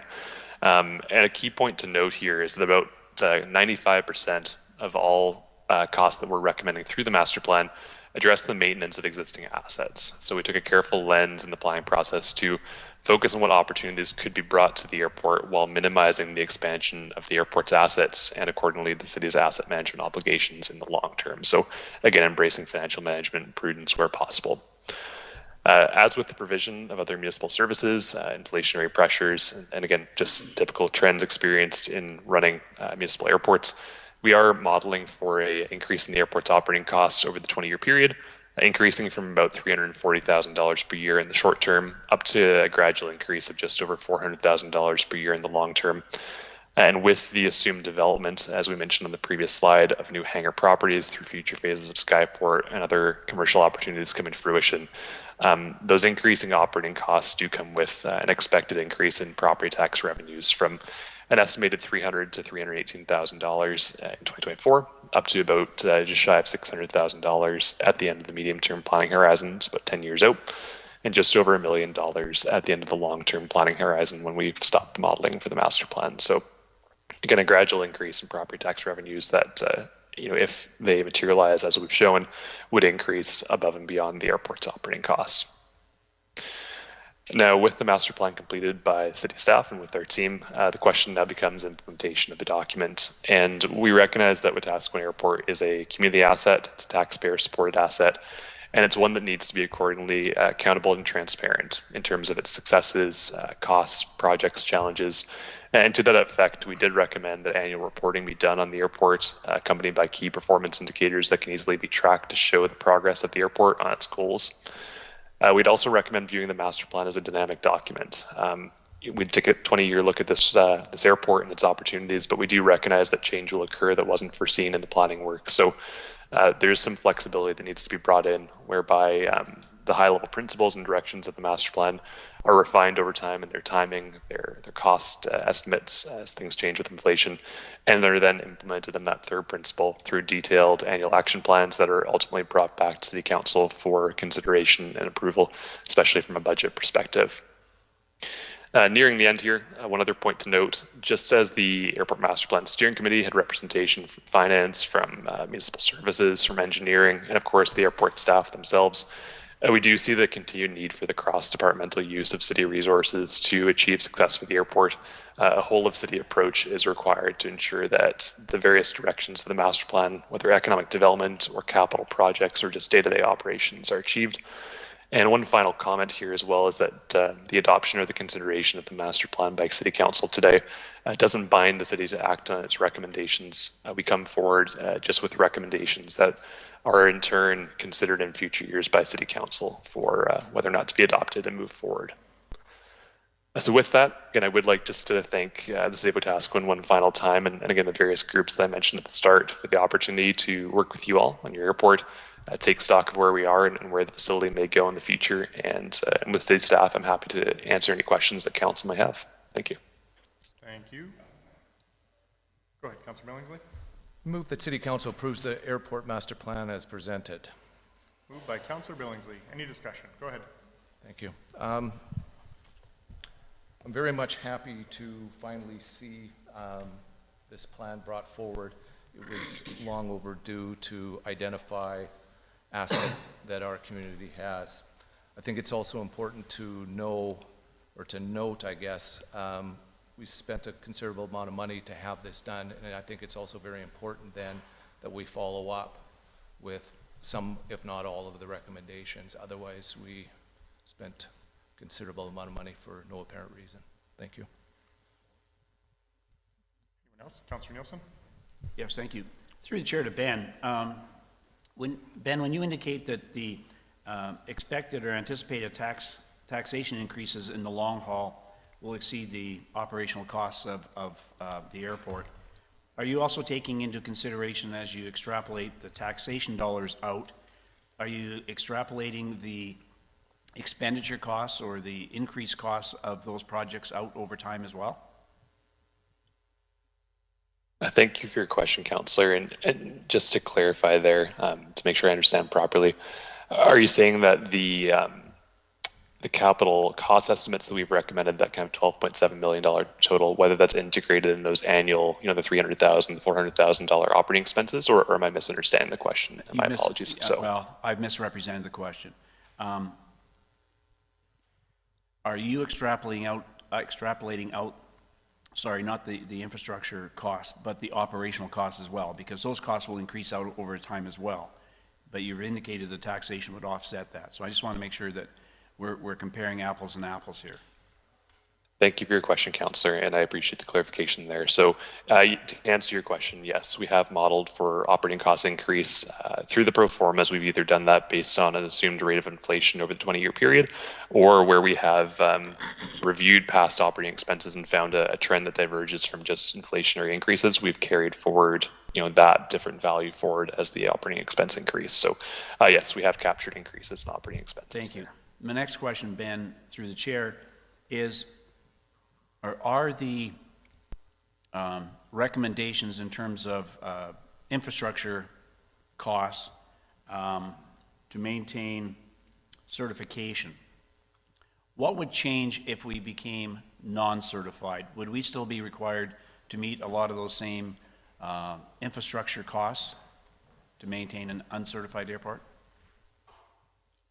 Through the chair, thank you for your question, Councillor. I'll address that question in a few different ways there. So in that 20-year outlook, every capital project that we've designed and costed does align with the airport's obligations as a certified airport. So there's sort of two pieces of the puzzle here. I think there's maintaining a safe and operationally available airport, and whether you're registered or certified as cracks occur or lighting systems degrade and require maintenance, those largely are projects that need to be done regardless of the airport's certification. It's just part of maintaining an operationally safe airport. So I'm kind of running through the project list here in my head, and my apologies if I take a second, but I think it's fair to say that if the airport was not a certified facility, the majority of the capital projects that we're recommending would continue to be recommended for the airport. It's assets reaching the end of their useful service life.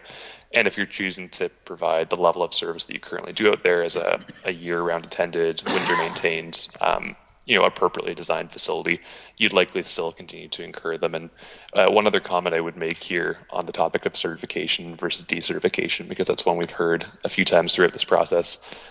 Based on the interpretations we've heard and that our team have made, the requirement for the airport to continue to hold certification is on account of its proximity to the built-up area of Wetaskiwin. It's one of the 3 triggers that Transport Canada establishes for maintaining certification for airports. So, that's a different rabbit hole to go down to see if Transport Canada would even entertain the airport decertifying, or whether they would again say, you're in a built-up area, thou must be certified to continue to operate. So that'd be the caution I would note there. Great. Thank you very much, Ben. And if I may continue, through the chair to administration, to Sue, They've identified commercial areas along Highway 13 that could be made available for sale. Given its proximity to the airport, would there be restrictions on what could go in there? Through the chair to Councillor Neilson, it would depend on whether or not those properties are zoned in our land use bylaw as airports. I believe the ones along the highway are highway commercial, and then directly around the airport is classified as airport. So anything on the highway wouldn't necessarily need to be aviation related. Thank you very much. Anything further? Go ahead. Thank you, Mayor Gandam. Just through the chair to council, and I think the community as well. And I said this when we looked at it in November, and I say it again. I think it was money well spent, and I was not. I don't want to say a fan, but I couldn't see the impact that the airport could make. It was not in my wheelhouse. And so I really respect and am happy to see this master plan, see it go through, and it helped me change my mind. So again, thank you to Ben, thank you to staff, and to council for helping me see this. Anything further? To approve the airport master plan as presented. Those in favor? Carried unanimously. Thank you. Thanks very much, Ben. Thank you very much. Have a good day, everyone. Business arising. We've got item 5.1, notice of motions by Councillor Neilson. Thank you very much, Mr. Mayor. I move that City Council reconsiders motion 142/23 from the May 8th, 2023 regular council meeting, which stated, move that City Council approves the direct control permit application for the Hope Mission Shelter. City Council directed administration to ensure that to ensure that the fencing for the Hope Mission Shelter aligns to the building code as well and is aesthetically pleasing. Moved by Councillor Neilson. Yeah, go ahead. And please bear with me, if you would, please, Mr. Mayor. A couple of comments first, I guess. Number one, I've sat through 2 council meetings here where the public's been very involved in the discussions. And what struck me and what I really appreciated was that regardless of the position you personally held, it was done with so respectfully. And unlike what we've seen on social media. So to all of you, on behalf of council, I thank you for the civility that you've at least brought to the conversation. The second part of this is, I guess, the perception that everyone's point of view in this room is right, in the sense that regardless of the position you're holding, what I admire about it is that everyone wants a better community. And your perspective of what that better community looks like is what's different. So the goal that we're charged with here with council is to try and find a way to find a better community. At the same time, we're also charged with the responsibility of ensuring that those people who are most vulnerable are looked after in the best way possible. And just as there's difference of opinion in our community, there's also difference of opinion on our council in terms of how best to proceed. But what I can share with you from many meetings that we've had is this council, while we may have different opinions, much like you and the public have, it's all for the same reasons. We want the best for our community. We have difference of opinion about how to take that journey. And we have spent in the last couple of days meeting with Hope Mission and their senior administration, and in an attempt to clearly understand what their vision is and what their hope is for our community and the vulnerable population. Yesterday, this entire council was invited to Maskwacis to meet with all chiefs and all council in relation to their concerns for what they call their people. And interesting enough, their people were not necessarily only Indigenous. It was all people who were suffering from mental health and addictions issues. And as has been presented, this council has been very committed over the years to try and make a difference in the community for that vulnerable population. And it's been well documented that the community, the city, through city volunteers and other community agencies, set path on the first homeless shelter, and quickly realized that we did not have the experience, the manpower, the knowledge necessary to do a good job. We were then fortunate enough to get another community organization to step in the second time, year-round, but the resources that they had in terms of volunteers and monetary resources were not sufficient. Mayor Gandam reached out to a number of social agencies, and in came Open Door. Again, the goal was to create a better community while addressing the issues related to mental health addictions and our vulnerable population. From Open Door, Mustard Seed, and now Hope Mission. And in all of this, many times we ask the question as a council, where are our neighbors to the south in this? And how are they dealing with this and coming to the table?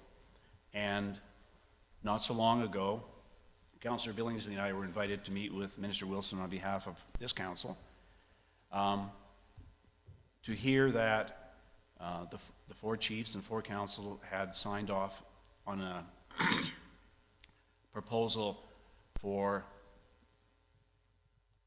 a facility to help address issues, a wraparound facility to address the issues of those who are in harm's way in both our communities.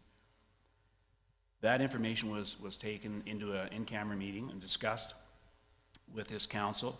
Council had a number of questions that arose from that presentation, and they asked Councillor Elliott, myself, and Billingsley to meet again with Mr. Wilson to get some of those questions answered, and we shared that information with council. So I think the meeting yesterday with Musqueam chiefs and councils was appropriate. Now, I suspect that many people here today, in looking at the motion that I put forward here, are envisioning, I'm going to use the term probably incorrectly, the abandonment of Hope Mission to our community.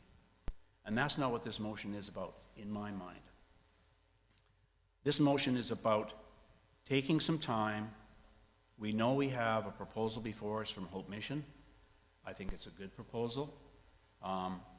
Might we have, as council, have some concerns with that proposal? Absolutely we do. And in the journey, we've learned lots about questions we should have asked and didn't ask, and all those kinds of things. And I think we're getting better at asking the right questions, fingers crossed. We have another proposal before us too. And one of the comments in our meeting with Hope Mission was they were asked directly if they're prepared to work with other agencies, other community agencies and caregivers. And their answer was absolutely. And we've heard that today in terms of them working with Open Doors. And, but they're saying it's going to take more than one agency to meet the needs in this community. We now have, in my mind, Musqueam coming to the table and saying, we want to be a player in this because we believe we have something to offer to the vulnerable population as well. My motion is not, at this point in time, to discontinue relationships with Hope Mission. This motion is to say, if we're going to do something in our community that's good for our community and good for our vulnerable population, let's make sure we're doing it right. Let's make sure we investigate all the options that are before us, see if we can get different players at the table to work collaboratively to create something that hasn't been created before. And I know Hope Mission's worked across Canada in this area, but what we're seeing is it's a daunting task for anybody. And so, for me, This motion says, let's pause, let's do some more homework, let's investigate what Musquecheese has to offer, let's see if Hope Mission and Musquecheese can work together and really create a good solution, not only for our community, but for the vulnerable population that we're seeing in our communities, and I use that plurally. And I stand down from my soapbox, Mr. Mayor. Anything else? Councillor Billingsley. Thank you. I think it's very important for council to know, and obviously the public as well, that if this motion passes, that does not affect the current emergency shelter that's currently in place. Nobody at this table or in this room wants to see anybody freeze to death. I think it's important that, in my opinion, that we look at all avenues, and that could be including Hope Mission going forward. But I would not be doing a service to our community if we don't investigate all avenues.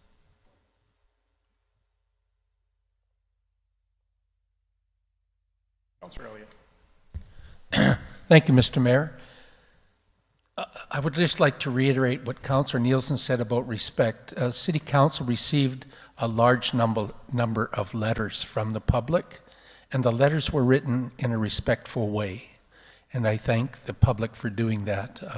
It's much easier to respond to somebody who comments in a respectful way. Just further to what Councillor Billingsley was saying, Kelly Rowe at one of the meetings said that council had not done their due diligence. And I feel Councillor Neilson's motion helps us to do our due diligence. Thank you.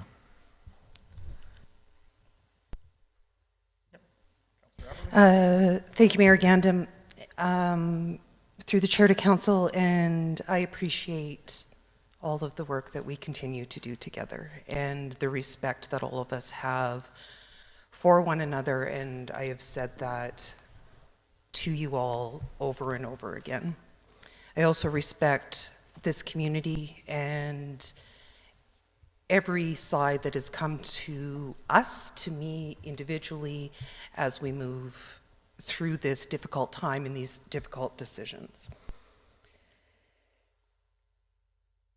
Because I may not agree with people does not mean that I'm not hearing them, and it does not mean I'm not listening. I believe that I have tried to ask the questions to better understand when I did not know what was coming forward, say from Hope Mission. Whether or not we did our due diligence when we met with them on, was that Friday, Thursday? I don't remember. It was more, I felt we were being questioned as to why we were questioning publicly, and I said at that point in that meeting that that was my job, was to ask those questions publicly so you can all hear the answers, so you can have the same information that we're getting. I heard from Hope Mission, they are ready to and continuing to work forward as we bring the issues that the community, and thank you for everybody who has had those issues that has brought them to it that I haven't heard, because that lets me ask questions. What are you doing here? Why is this happening? And they are reacting with us. I'm not going to say against us, I'm going to say with us. And we met with the Four Nations yesterday. It has been said, whether or not this is true publicly, it's out in the ether that is this community, that a vote for Hope Mission is a vote against the Four Nations. Why would we support Hope Mission? If we support Hope Mission, we're not supporting the Four Nations proposal. That has never been the case. I've never said that publicly. I've always said that we needed a variety of systems. And Councillor Saddleback, at the end of the day, after we heard support from our four chiefs, and from their councils that they also saw this as Hope Mission as one of many solutions to come forward, that it was one cog in the wheel. Was that confirmation bias for me? 100%. But it was a confirmation bias that I have been fighting for 4 months. We made a decision in spring that was not easy. In the spring, we made a decision that was not easy for us. 100% we keep on talking. 100% we keep on going forward. I fear this motion isn't serving the well-being, the emotional well-being of our community.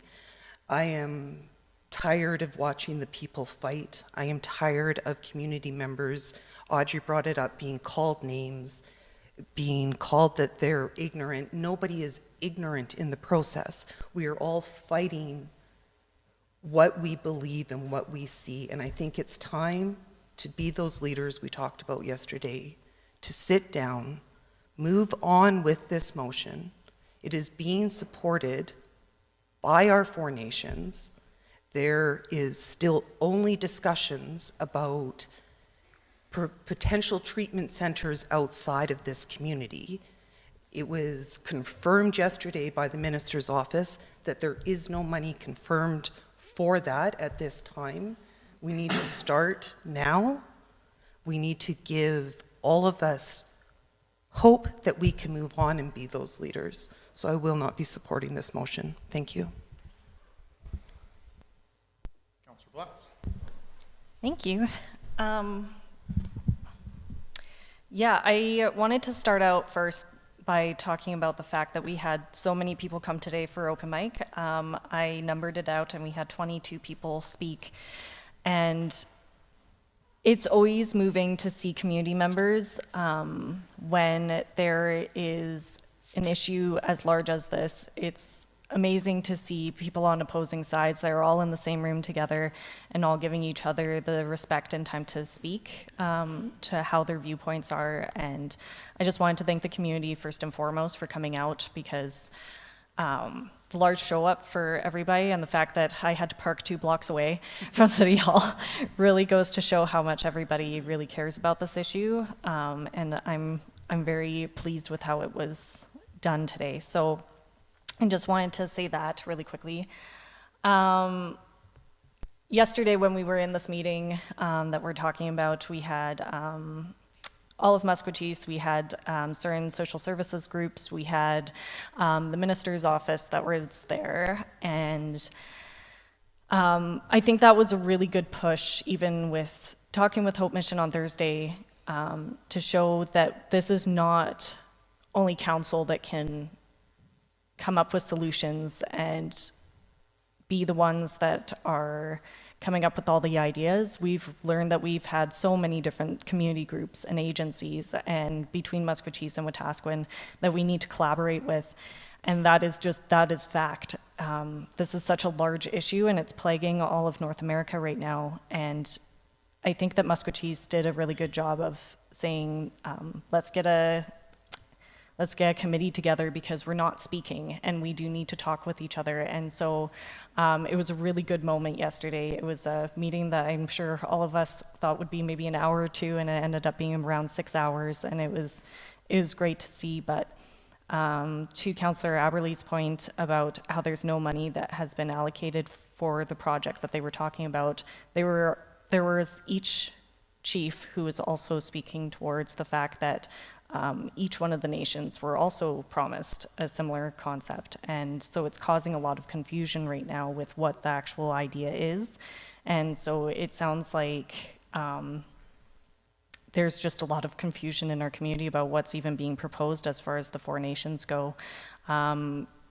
So I feel like we can also be an advocate to try and figure out what this means, who's getting funding, what we're getting funding for, and help out ultimately all of our community with Maskwacis in mind. And so I just wanted to put that out there that nobody actually knows what's going on with that.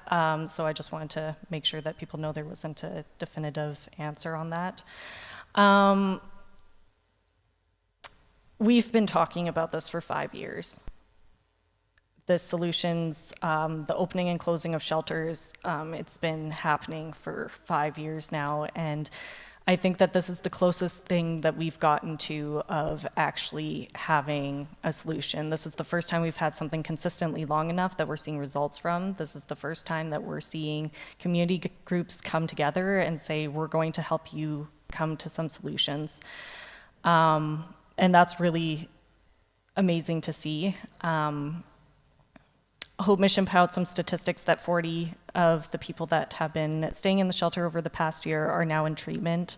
A lot of those people are now in their own housing, or they've graduated on to higher forms of recovery, and that's incredible. We haven't had that before. We haven't had an agency before that has been able to try and get wellness for our community members that are facing homelessness. And I think that that is imperative to talk about, is that we're having people graduate out of homelessness because of this program that we have. And I think that with discussions with Musqueam, with discussions from all these community groups, we can turn this into something that is incredible for our communities.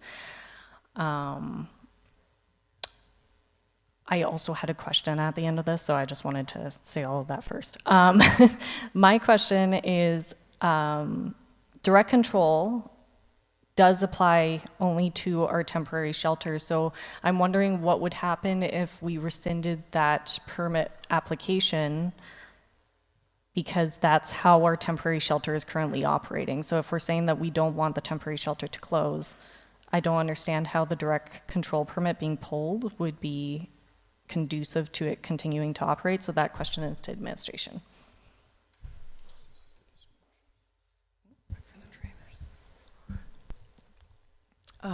Through the chair to Councillor Blatz. The two are separate, so the temporary shelter is on a road allowance and was done through council has control of our road allowance, and then the proposed shelter is being done through direct control land zoning, so they are two separate items, and one would not affect the other. Does that make sense? Okay, thank you, because yeah, I knew that we had control over the road, which was why I thought that was direct control for the road too. So that's where the confusion was on that. We did have permit conditions put on there, but it is a different situation than the direct control permit for the permanent site. Okay. Thank you. Sue, can you speak to council's responsibility with this motion and what ramifications may come of it, please? Okay, I found this on the web. Can you speak? Never mind, I got Siri to do it for me. Perfect. Through the chair to council. So I know there's been a lot of discussion about the land use bylaw and how council needs to follow the land use bylaw, but the entire intent of direct control means that there is no avenue within your land use bylaw to allow you to do the things that you want to do. And for that reason, you need to look towards the MGA, not the land use bylaw, when it comes to direct control conditions. And because council doesn't have specific conditions in the land use bylaw around direct control, it is very open for council to be able to not use any conditions within the land use bylaw or create their own conditions, which is how council handled this. So because direct control is controlled through the Municipal Government Act, Section 685.4 outlines the appeal. You have 21 days after the written decision has been made in order to hear an appeal. That would have been back in May, so that has long passed. And then further to that, the MGA also states that if council makes a decision, so Section 535.4, if council makes an action that is in bad faith or outside their functions, duties, or powers, they could be held personally liable. So through our discussions, we've talked about you cannot rely on the land use bylaw, which is exactly what these motions are. They are from your procedural bylaw and based on land use bylaw. So they cannot be relied on. You have to rely on the Municipal Government Act, which says that the appeal period has passed, so this would not be possible. further? Councillor Neilson. Through the chair. So when you use the term, this would not be possible, what are you saying to that, please? Clarify. Through the chair to Councillor Neilson. So there's an order of priority in legislation, and the Municipal Government Act is the highest order of legislation that council has to follow. The MGA gives you the ability to do all of the things that you do here, including pass a land use bylaw. So because council was acting as a direct control approving authority, they were not acting in their capacity of council. The terms rescinding and reconsidering are terms in your procedural bylaw, which means you're acting as council. And so because this was direct control, you were not acting as council, you were acting as the development authority, therefore you have to refer back to the MGA. So in relation to the motion that's on the floor, what are you saying about it then, please? Any councillor that would vote in favor of this could be found liable through MGA section 535 sub 4. Could be. Could be.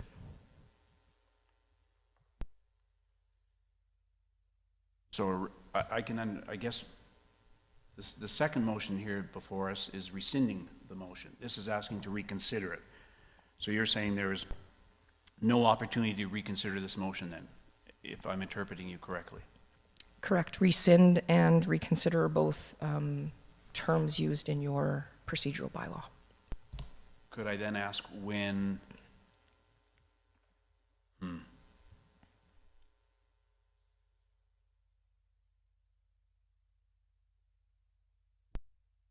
When did administration become aware of this situation then? Through the chair to Councillor Neilson, administration has been telling council when the discussion started about not possibly approving a building permit, we started to have discussions with council saying you don't actually control the building permit, that's through safety codes. And through the questions asked of council, we started to dig a little bit deeper and get some advice from lawyers. And then we've been having this discussion, I think, through email and in closed sessions for at least a couple of months now. Could I then ask why, if this is theoretically or practically a done deal that cannot be reconsidered, why would this council then continue with engagement with the business community and with the residential community on their input into this issue? Council had directed administration to set up a homelessness committee. I'm sure it's a different name than that. And we were directed to engage businesses and community members on potential solutions to the problems that they were experiencing in those areas. So we continue to do that through committee. And other than that, we have not been engaging people directly. And then my last question would be then, the advice that you're giving us on this matter then would be that should any one of us vote in favor of this reconsideration motion, we could or may be held personally liable by the government of Alberta. Would that be a correct assumption? Through the chair to Councillor Neilson, my understanding was that it would go to Court of King's bench. And so what does that mean then to me? So it goes to Court of Queen's Bench for the determination of liability, personal liability against councillors who vote for this motion? Correct.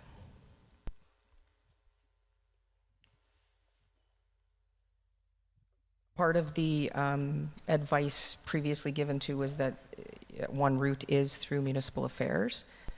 However, if an outside person through this process was to file a complaint, then it would be it would be heard through the Court of King's Bench.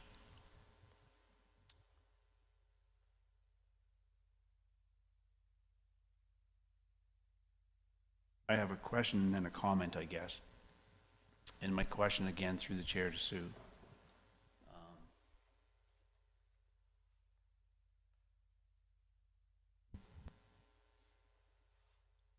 Could you help me understand then, if this is a done deal, why has the city not made a proclamation that this is a done deal and explain to the public, even when I brought my notice of motion forward weeks ago, why would the public not be informed at that time that there's nothing that can be done, it's a done deal, the Hope Mission project will proceed as planned? Through the chair to Councillor Neilson, so I have been having this conversation with council for a few months now, and the advice that I received was council can choose to make any decision they want, understanding what the consequences are. So if council did want to go forward with this, it is not my place to stop you. It is just my place to advise you. So anyone voting in favor of this motion does so at their own peril then? You're taking that risk on your own, yes. Thank you. Councillor Elliott. So thank you, Mr. Mayor. So we have personal liability if we vote in favor of this, yet when we voted on the issue, I was voting as a councillor, not as an independent person. So I don't understand how I can be personally liable for a decision made in council. Thank you.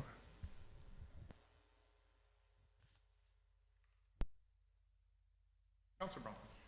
Thank you. Mic is on. Thank you. Let's have the vote and let's rock and roll. I'm willing to take the chance.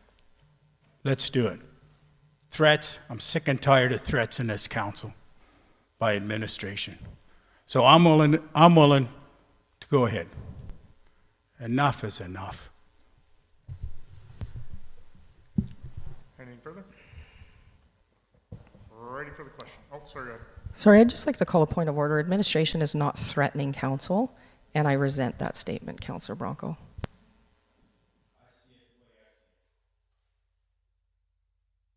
Anything further?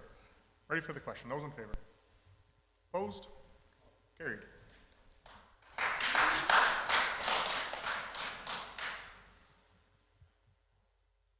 We will, Councillor Elliott, do you have to leave right now?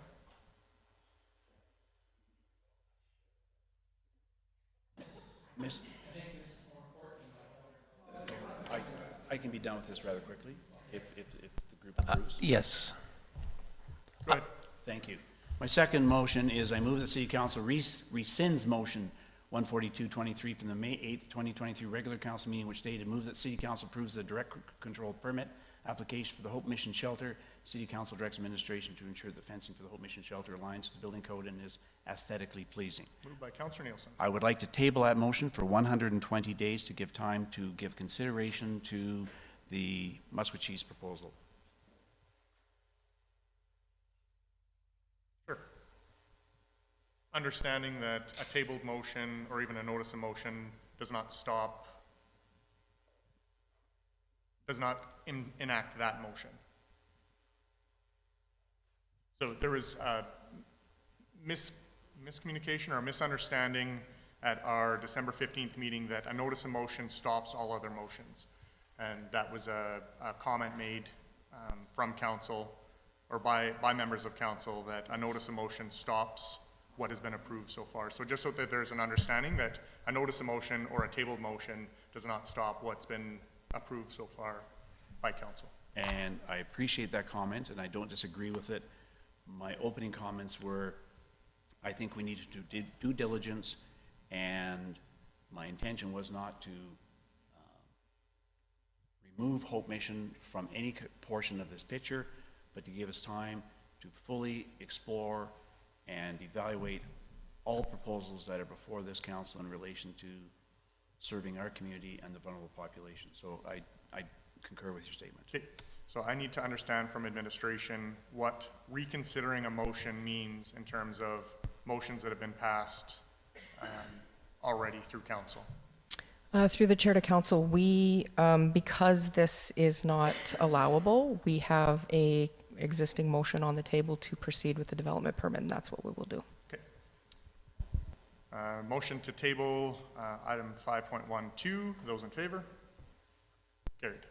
Sorry, opposed? Carried. We are going to break for lunch until 1 o'clock. Hopefully you can make your doctor's appointment. Thank you.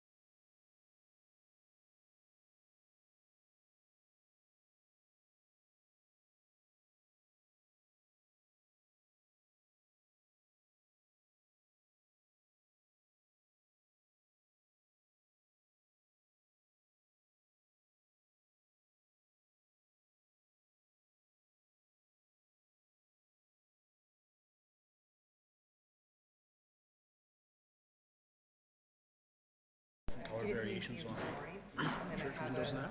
Yeah, so you buy the glass. A lot of church windows now, they're painted. But no. So that's what I teach. I teach stained glass and fused glass. And you throw it in stained glass, you cut the glass like a jigsaw puzzle, put it all together, and then solder it together. And that's what would be the church window. Things like plates and bowls, jewelry, you put in a kiln, special glass, then you put it all together, you put it in a kiln, and it all melts together. And we are the co-op. So that's what I play with. The co-op. But the stained glass, a piece of stained glass, a foot square, I used to get for about $18 to $22. It's now up to about $45 or $50. And fused glass, which goes in the kiln, specialized glass, it can cost me $80 a square foot, just for 1 square foot. Good. So when you see people like selling bowls and that, and you're saying, you want $120 for a bowl? Well, yeah, the glass was 100 and something. Yeah. There you go. Yeah. Yeah, so you see Bill's wife. I don't know if you see her quilt. She's a fabulous quilter. So you see $1,600 quilt. You say, holy shit, $1,600 quilt, right? Well, she's got almost $1,000 in material. Yeah.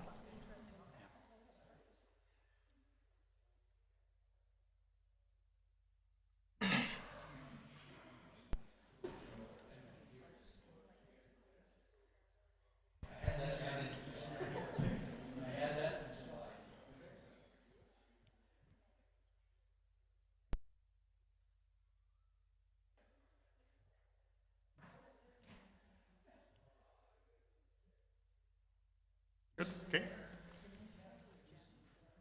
Welcome back. Just prior to our lunch break, regardless.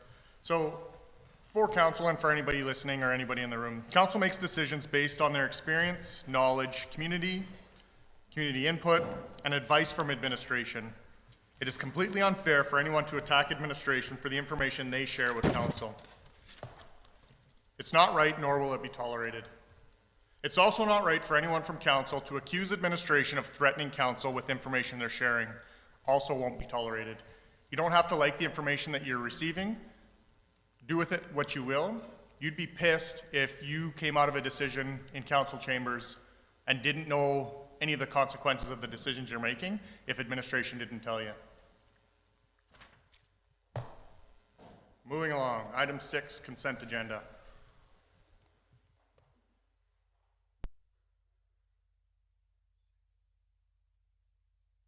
Looking for a motion to adopt. I move to adopt the consent agenda as presented. Moved by Councillor Blatz. Those in favor? Carried unanimously. Item 8.1, we have a delegation about the collective garden project. Andreas and Mary Ellen are here.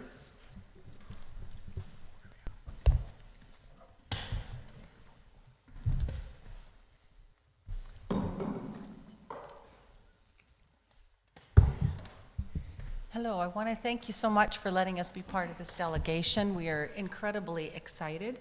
Can we have it up on the screen, if you don't mind? You don't have it memorized?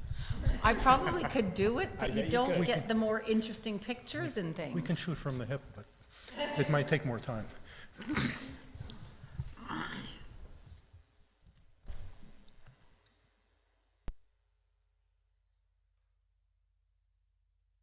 So my wife, Mary Ellen, is going to be presenting. Sometimes I get stuck a little bit. But I do want to say that we're very excited about the potential of this. And we're curious to see how you as a council respond to this. Okay, so we are going to be presenting a unique farm-to-table collective garden project that can translate into a Wetaskiwin collective. How do we know what we're proposing? Well, when we first got together, our mission was to change the world in any way we can with the knowledge and abilities that we possess. We created Greens, Eggs, and Ham Family Farm from scratch on 10 acres. We made our complete living from that farm for 25 years. It's just 15 minutes north of the hospital here. We just farmed very differently, very much the way the collective garden would be. We produced only odd, unusual, heritage, ethnic, and healthy products, something that had never been done and is still not being considered. Andreas has been a professional grologist for over 20 years. I would say more than 30. I've been in healthcare prior to farming, anywhere from x-ray to ultrasound to director of department administration. And we started to farm 25 years ago. Then we retired and decided Wetaskiwin was going to be our community. We still want to fulfill that mission statement in Wetaskiwin, our chosen community, as we believe we have something to offer.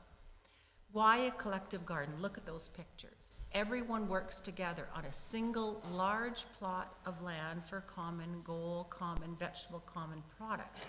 Your top left is our mixed heritage greens, which we sold for $30 a pound with no issue even into restaurants. To the right is our potatoes. All our vegetables were grown more intensively, closer together, better management. We can plan, manage, diversify, maximize, and track production with this. And who would it meet? It would meet the need of the retired, the ethnic, also low income, school programs. We worked hand in hand with Edmonton Public School, and we had Canada Summer Job students to get young people into agriculture. We could have year-round production of storage and sales. And versus a community garden, well, they're nice little individual plots, but duplication of the same vegetables. When people go away, you see weedy messes went before they come back. They benefit only the plot owner, but not effectively. They are still going to the store and market for vegetables because they can't grow and scale, and it's inefficient production. What do we need from the city? 2 to 5 acres of land for 5 years in a high visibility location. The larger the land, the more things we can produce. The longer the term, the better soil quality we get because we're putting inputs in all the time. We need water access and permits. We need equipment for just to get started. Initial land prep, herbicide for perennial weed control, funding, donations of equipment, supplies, and inputs. Possibly through the Vision Credit Union Helping Hands Grant and Wetaskiwin Community Grant. They could be ways to access some funds. We need year-round access to cold storage, a commercial kitchen, and retail space, utilities. And we need the city to help us market and promote this within our community so that we can get interest. We can't do this alone. Corporate business community, what do we need? We need the horticultural equipment. We need funds to either purchase it, lease it. It could be manufactured as well. A greenhouse of 3,000 to 4,000 square feet, hopefully by fall, so we could produce greens, sprouts, and herbs over the winter months. This would allow us to pay for the greenhouse, to start up starter plants in February and March. We need utilities and a cold storage area to store the winter vegetables, a preparation area for bagging, labeling would be in the commercial kitchen, and be able to sell also to a storefront if we had enough production. This would need to be happening by mid-June because we will have vegetables by then. And the storefront sales would increase opportunities for other local producers. You have wonderful producers at the markets here. The vegetables, unfortunately, are really limited. What we've seen is they're either distribution or import. Wetaskiwin deserves better. We deserve our own vegetables here and something different as well. We also want to be able to take advantage of those great producers of the meat, the dairy, the fish, the eggs, and everything else that you have at the market, and the preserves. We could sell those within the store and call it a Wetaskiwin collective and really unite a lot of people. Anyway, so for administration, we need to schedule and track. Here's the first time I'm saying work for product. This was something we developed in COVID years. We could not find help on our farm. We always had a CSA. Ours was not a food basket you get weekly, but you put money in work for product, you put time in, and you get product out when you want in the year for what vegetables you want, because we were year-round. We need a newsletter and communication, record keeping of successes, failures, yields, operations manual. We need someone to help set up in the commercial kitchen and the storage area. The production, we need 10 to 12 people who are good gardeners, but then we want less frequent gardeners and inexperience, and possibly get into school programs because product processors. This is really important, because if we have the people who are selling food product or food processed product at the markets now, they're part of the Sunny Boy Alberta approved markets. They don't need a commercial kitchen. If they're going to sell in our store, they do. If we have a commercial kitchen, that's cared for. What are the benefits here? Well, this will be a one-of-a-kind project. We've searched and searched. We can't find anything like this anywhere. It would create a model for other communities. We need media attention. I'm sure they'd be all over this. It would bring together all the residents, from producers, businesses, groups, and involvement in growing awareness of local food. We could reuse, upcycle local waste like compost, wood shavings.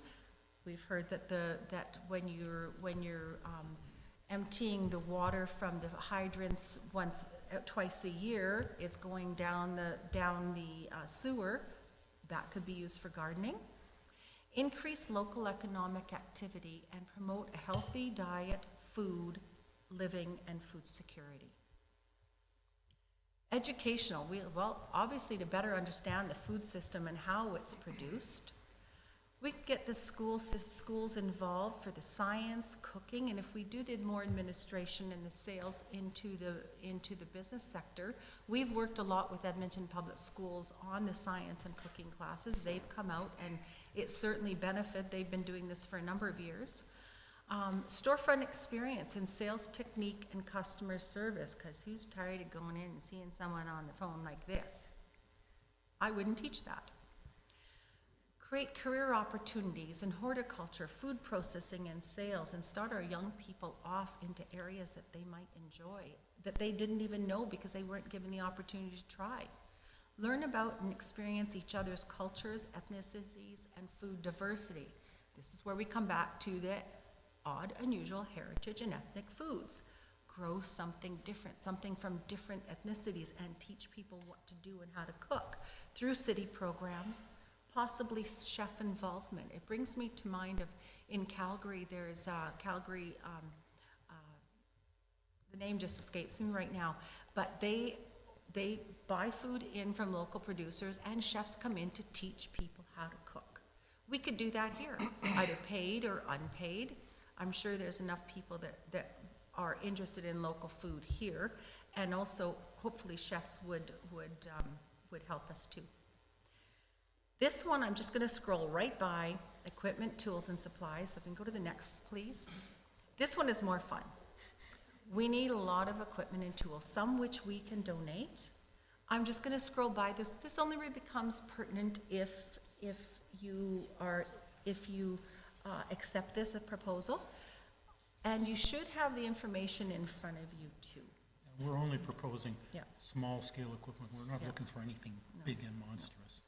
The only one I want to bring your mind to is a 7-foot deer fence. When we made this up, we thought for climbing vegetables, until on 50th Avenue one day, right in front of us, down 47th Street, there was a buck running north.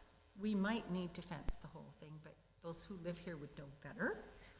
We have not met a deer actually in town, and we didn't have problems on our farm. Let's just scroll by this one.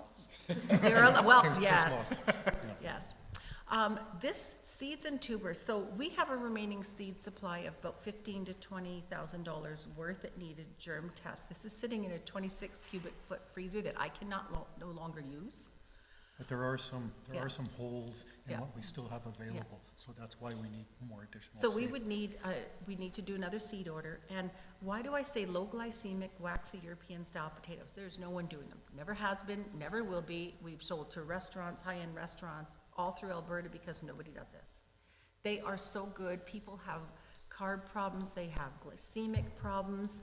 All the new vegetables are grown to grow big with starches and to keep long with lectins and thicker skins. And people are having a lot of lectin insufficiency with a lot of diseases, and we need to look at something different. Plus, they just taste a lot better. Jerusalem artichokes, these are really important because they are a native plant to North America and have pretty much obliterated. They're really interesting because they're not an insulin producing plant. They're an inulin, so they're great for diabetics. And there's some functional medicine specialists that believe we need to eat for our ethnicity. The indigenous, when they eat something that is not native to what their diet should be, they end up with diabetes. Just like if Asians eat the European starches, they end up chunky. We eat Asian starches, we don't feel so good either. Okay, and then seed supplies and sprout suppliers, we know very many of those, so we could help with that. Other inputs, I'm just going to go through this because again, that's only pertinent if we continue with this project. Can you go on to the next one, please? We want to become self-sustaining in 1 to 2 years. We don't want to be coming and begging for money every year, and I'm sure you don't want us to be doing that. We need the initial contributions to get it going. We need fundraising effort. We need people. We need people for our Work for Product program, but this is mainly for the garden. When people work for product, there is no cash changed hands. They simply get food credits for time put in and buy their vegetables off their food credits throughout the year. Hopefully we could get Canada Summer Job students. Then we would have salaries. There's another thing that I was thinking of that we belong to. It's called Willing Workers on Organic Farms. And these are travelers who wander around many countries, and they want to work. They want to learn something new. They want to be in a community. And they work for free. They give you 6 hours Monday to Friday, and then someone provides them with room and board. That's something that we, Wetaskiwin, could do as well for this program. Storefront sales or farmers market sales, that's a possibility. And key restaurants, those that believe in local food would be the ones we'd target. We'd use year 1 to figure out how is this working and what opportunities have we missed. Next, please. We could initially start this year, but we would have to see to a timely purchase of seeds and tubers, because when we're not doing something conventional, they're not easily, or there's not a lot out there to buy from. We need promotion, labor, and volunteers. We need to sequentially seed things. When we seeded, we grew smaller. You'll see pictures at the end. Sequentially seeded close together so we can get more in a space so that the yield is much higher. So we need that sequentially seeding, outdoor greens as soon as there's no danger of frost, and greenhouse starter plants. Do we do that this year, or do we wait for the greenhouse another year? Well, remains to be seen. Next, please. Marketing. We could do tours. A photographic record stages of development on social media is really exciting because we've had a lot of people comment on ours. Posters, flyers, community papers, established groups, the City of Wetaskiwin website, media for this unique project for sure.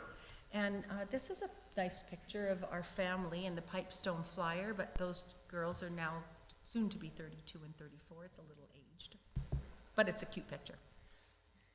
We would donate the existing seed inventory, all our remaining equipment, trays, crates, bins, and pots. And believe me, we had all of our Work for Product people kindly move everything from the farm to a storage area in Wetaskiwin before we moved, and then from the storage area to either downstairs or our backyard. We have lots.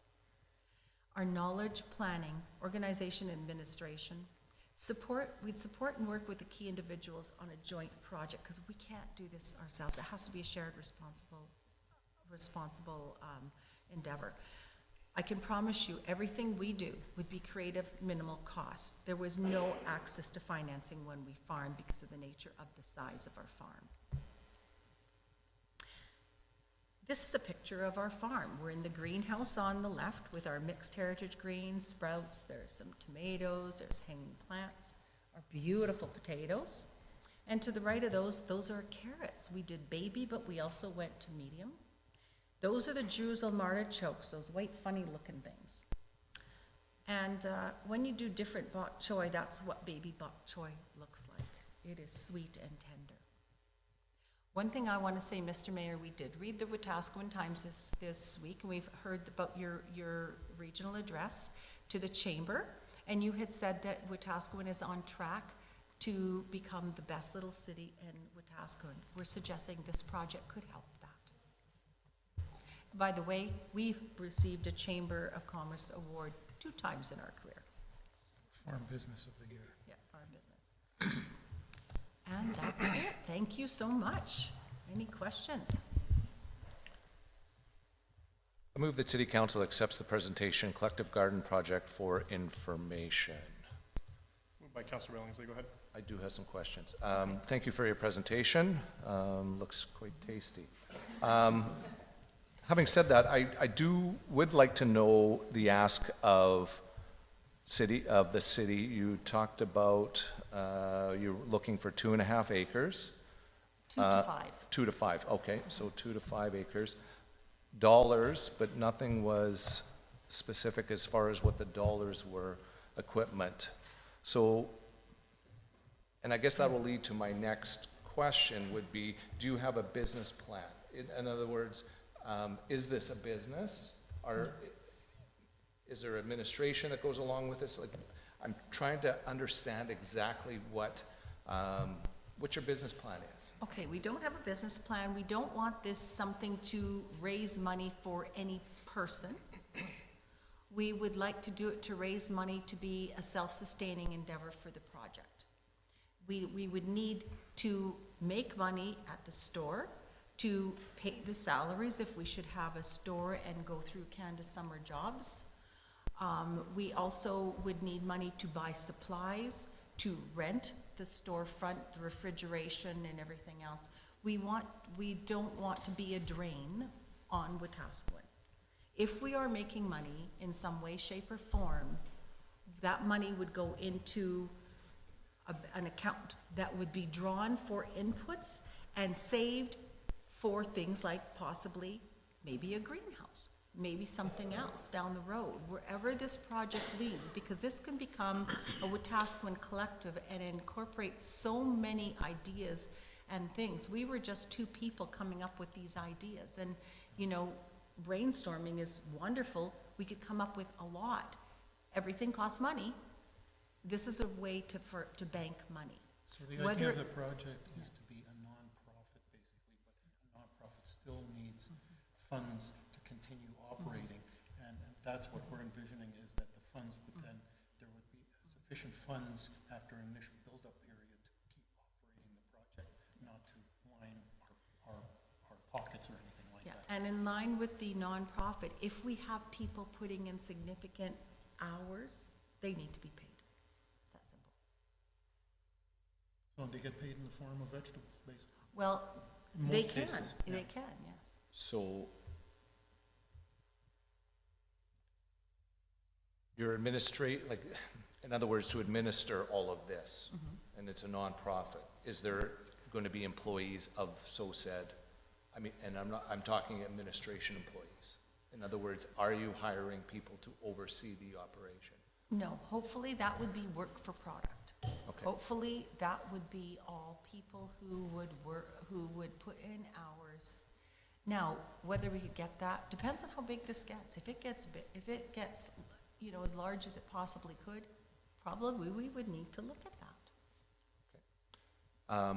And have you considered how much money you're looking for as far as an ask to the city of Wetaskiwin?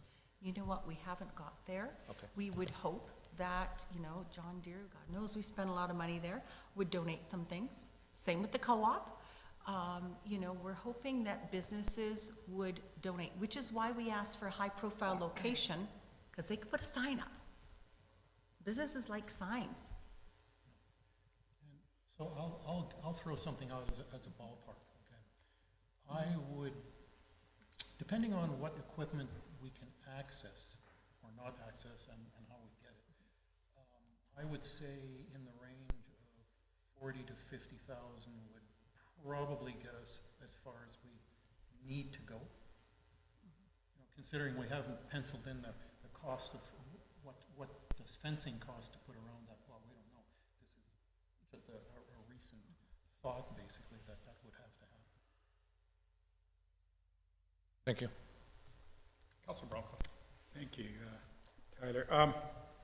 So you're looking at some area near water supply? Yes, sir. So it'll be hoses or a fire hydrant, something like that?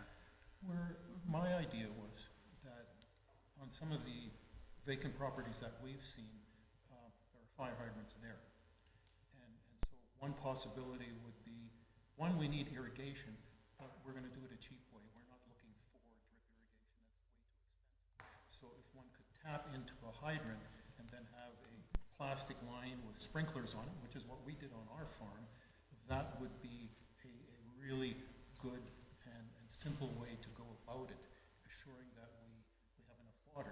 On the other side, we're not going to drain anybody's system because we've never really used all that much water in any case, because we relied on just putting enough water on when we needed it and normal rainfall. So the hope was we could tap into a hydrant, perhaps have a meter on it if that's required, and then just go from there, basically. Unless there's a water storage somewhere that we could draw from. To Tyler, to administration, do we have any area that has 2 to 5 acres land available? Through the chair to Councillor Bronco, we would need to investigate that. Thank you. Any further? Councillor Elliott. Thank you, Mr. Mayor. Thank you very much for your presentation. I really appreciate it. I was at a presentation, as were you, Mr. Mayor, with Andreas and Mary Ellen, and after that I sent a note to the Wetaskiwin Hospital asking about the property on the west side of the hospital. On the west side, yes, sorry. And that's that whole open space, and part of your program is for seniors. Well, that plot is basically surrounded by seniors and deer. And, oh, that's a bad one. But anyway, the director is going to take it to her board, but I don't know. Sue, I have no idea what an acre is because I'm a city boy, but how many would you have in a I'm sorry, I don't mean, or Kathy, like, I don't know, it's like 3 blocks long and probably half a block wide, I don't know. To clarify, an acre has just over 40,000 square feet, so if you make it square, that's about 220 feet by 220 feet, is 1 acre. I would suggest it's more than an acre there then, but I have no clue. I have no farmer genes in me whatsoever, so. Anyway, that's a possibility as well, and I'm awaiting the response. Thank you. What's important to us, I'm sorry to interrupt. What's important to us is to find a location that we can count on being a reasonable time length so that, after 2 years we got everything set up and then we've got to move the whole kit and caboodle and start all over again. So that's one of our great importances is that the area be usable for a longer period of time and possibly have the potential to extend further in the future if this project works out for the community. Mr. Mayor, if I may, I did ask the hospital for 5 years, if we could have a commitment from them for 5 years. Thank you. Councillor Haverly. Thank you, Mayor Gandam. Through the chair to Andreas and Mary Ellen. We have met and discussed this, and you know that I want to champion your initiative and the coming forward with ideas of, doing things differently and looking after a sustainable environment in which we are. And that was the thing when we first started to talk about it that got me the most excited and bringing community together. Do you think it would help you with time? And that's just going to be my question. Is it, not saying I'm the expert in it, that the spring of 2024 is soon. Yes. And there's still lots of maybe questions or ideas that you have in the air. And if maybe myself as a volunteer or other volunteers for you to get together to work this out over the next year, do you think that would help you any to try to just get a few more things solidified? The answer to that is yes and no. Mm-hmm. If approval is given within a reasonable period of time, we throw ourselves into accessing the things that we need as far as we can get them, and we would develop more as we went along. So to start off, that may be a good experience, not to cover the whole plot all at once. So I think it would work both ways. And the sooner we get a presence in this community, the better from our perspective. And also, yes, it would be great to sit down and have more people brainstorm, and also to look for people who have knowledge and experience in any area, because all areas are needed to do this effectively. Thank you. Councillor Blatz. Thank you. I appreciate the presentation, and I'm a huge advocate for any form of community gardening, or we had the urban fruit forest that was put in at Montgomery Park, and so things to that nature I really enjoy. It brings the community together, as well as teaches people some valuable skills as well. There's only one thing that I wanted to point out in your presentation, because I love all of it. It's just under the ask for the city. I think that the only thing on here that might have to be provided by, like under the corporate business and community portion instead, would be the year-round access to cold storage, commercial, kitchen, and retail space, because I don't think that we have access to that. I could be wrong, but I think that that's something you'll probably likely have to work with the community on, as opposed to it being under the city function. So just wanted to throw that out there. I think we had that in the back of our minds anyways. We were assuming that somewhere out there might be a vacant storefront, or one that isn't being used frequently, with that in place already. And perhaps that would be one mechanism to do what we need to do. Because we're going to be producing a lot of product. And in order to be able to sell it year-round, it has to be stored properly. Absolutely. Just for FYI, potatoes that we grew in what year? In our cold, we custom built everything in our place. In our cold storage where we kept potatoes, we just a couple of months ago ate the last potatoes that we had produced over a year ago, and they were still in good condition. Not only that, but this past July, Range Road Restaurant, who's on the top 100 in Canada restaurants, and they're in Edmonton, they bought the last 350 pounds of potatoes from us from the year before, because they didn't want to eat the other. You know? And we saw them at market the other day. He says, "So when do we get potatoes? Can we have them this fall?" Oh, that is awesome. But you know, they're different. They are so totally different and flavorful. For sure. Thank you, guys. Councillor Neilson. Thank you. Again, thank you for the presentation. I like it. I like a few other of the councillors here. Am unsure of the ask. And if this council would say to you, yeah, here's $50,000 and 3 acres, are you good to go? Or are you also saying, hey, you need to help us find storefront, you need to help us find cold storage, you need to help us get a greenhouse, you need to help us get, like, and that's what I think what both these two councillors were saying is, I'm not sure what it is in this whole picture you're asking from us? It could be stages, it could be just money to get the equipment and the supplies and the inputs to start the garden project. In order to process vegetables, we need a commercial kitchen, we need the storage because we have to store things. Could we have the storefront in the same building? That would be cool, but we don't really need that until June. The greenhouse, it's a little late to ask for it for February to start starter plants this year, but possibly by fall, in order to get it put up before, you know, if we're having a greenhouse in situ somewhere that's going to be a permanent structure, that needs to be put up before the ground freezes, right? So that would be, and then we would start producing immediately because there are utilities, there are costs with this, and that's why we would produce immediately to sell immediately from that and start plants next February. So it's everything is in the stages. The most urgent would be, let's just get up and get running with and if it doesn't go further, it doesn't go further.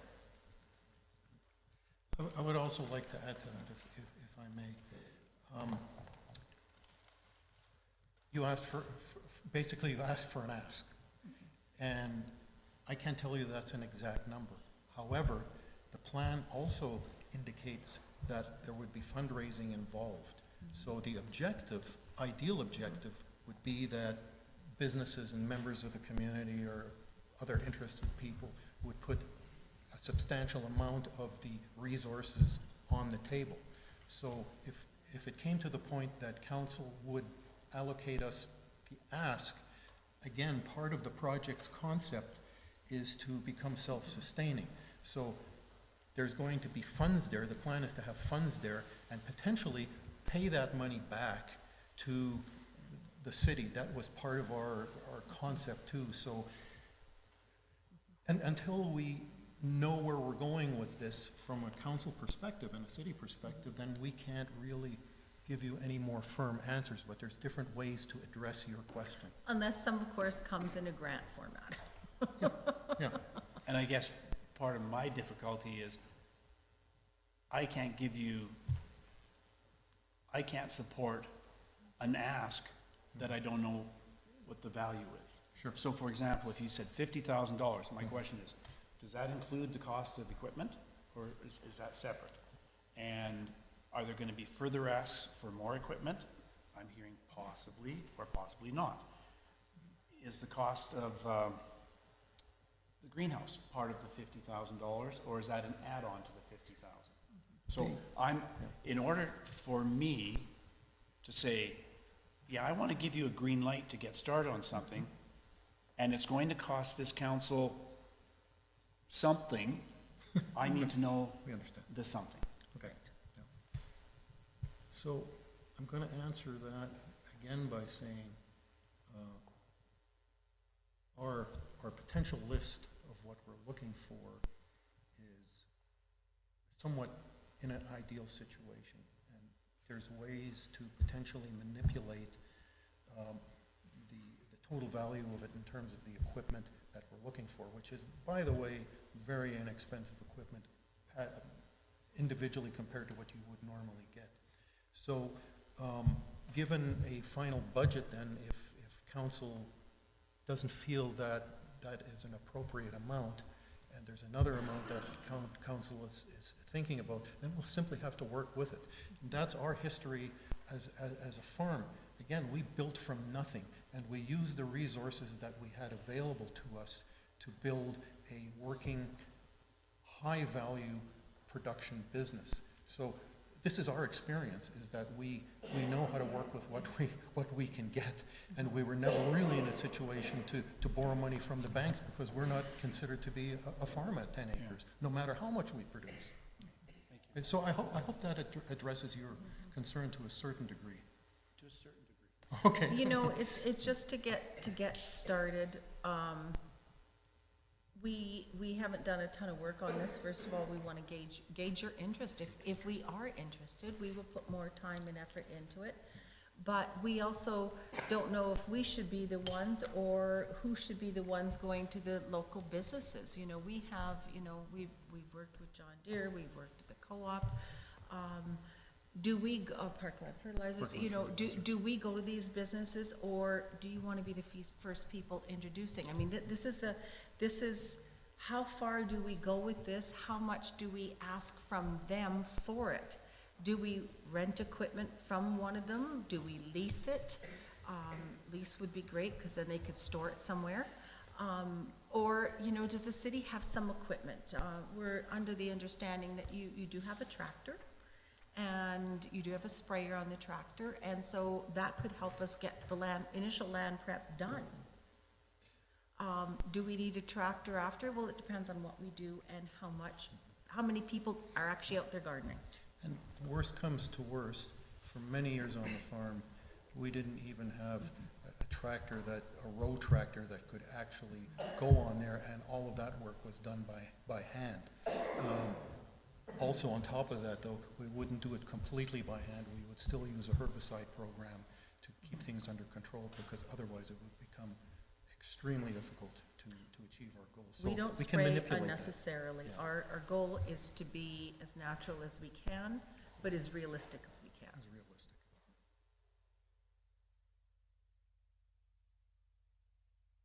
More questions, comments? Thanks very much for your time. Thank you. Really appreciate it. Yeah. And should you want more information, we'd be very willing to, you know, promptly respond and get further information as you require. Perfect, I appreciate that. Ready for the question, those in favor? Thank you. Thank you.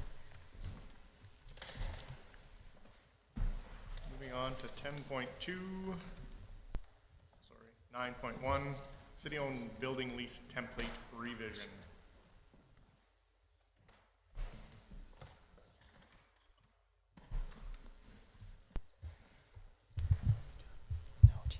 Welcome.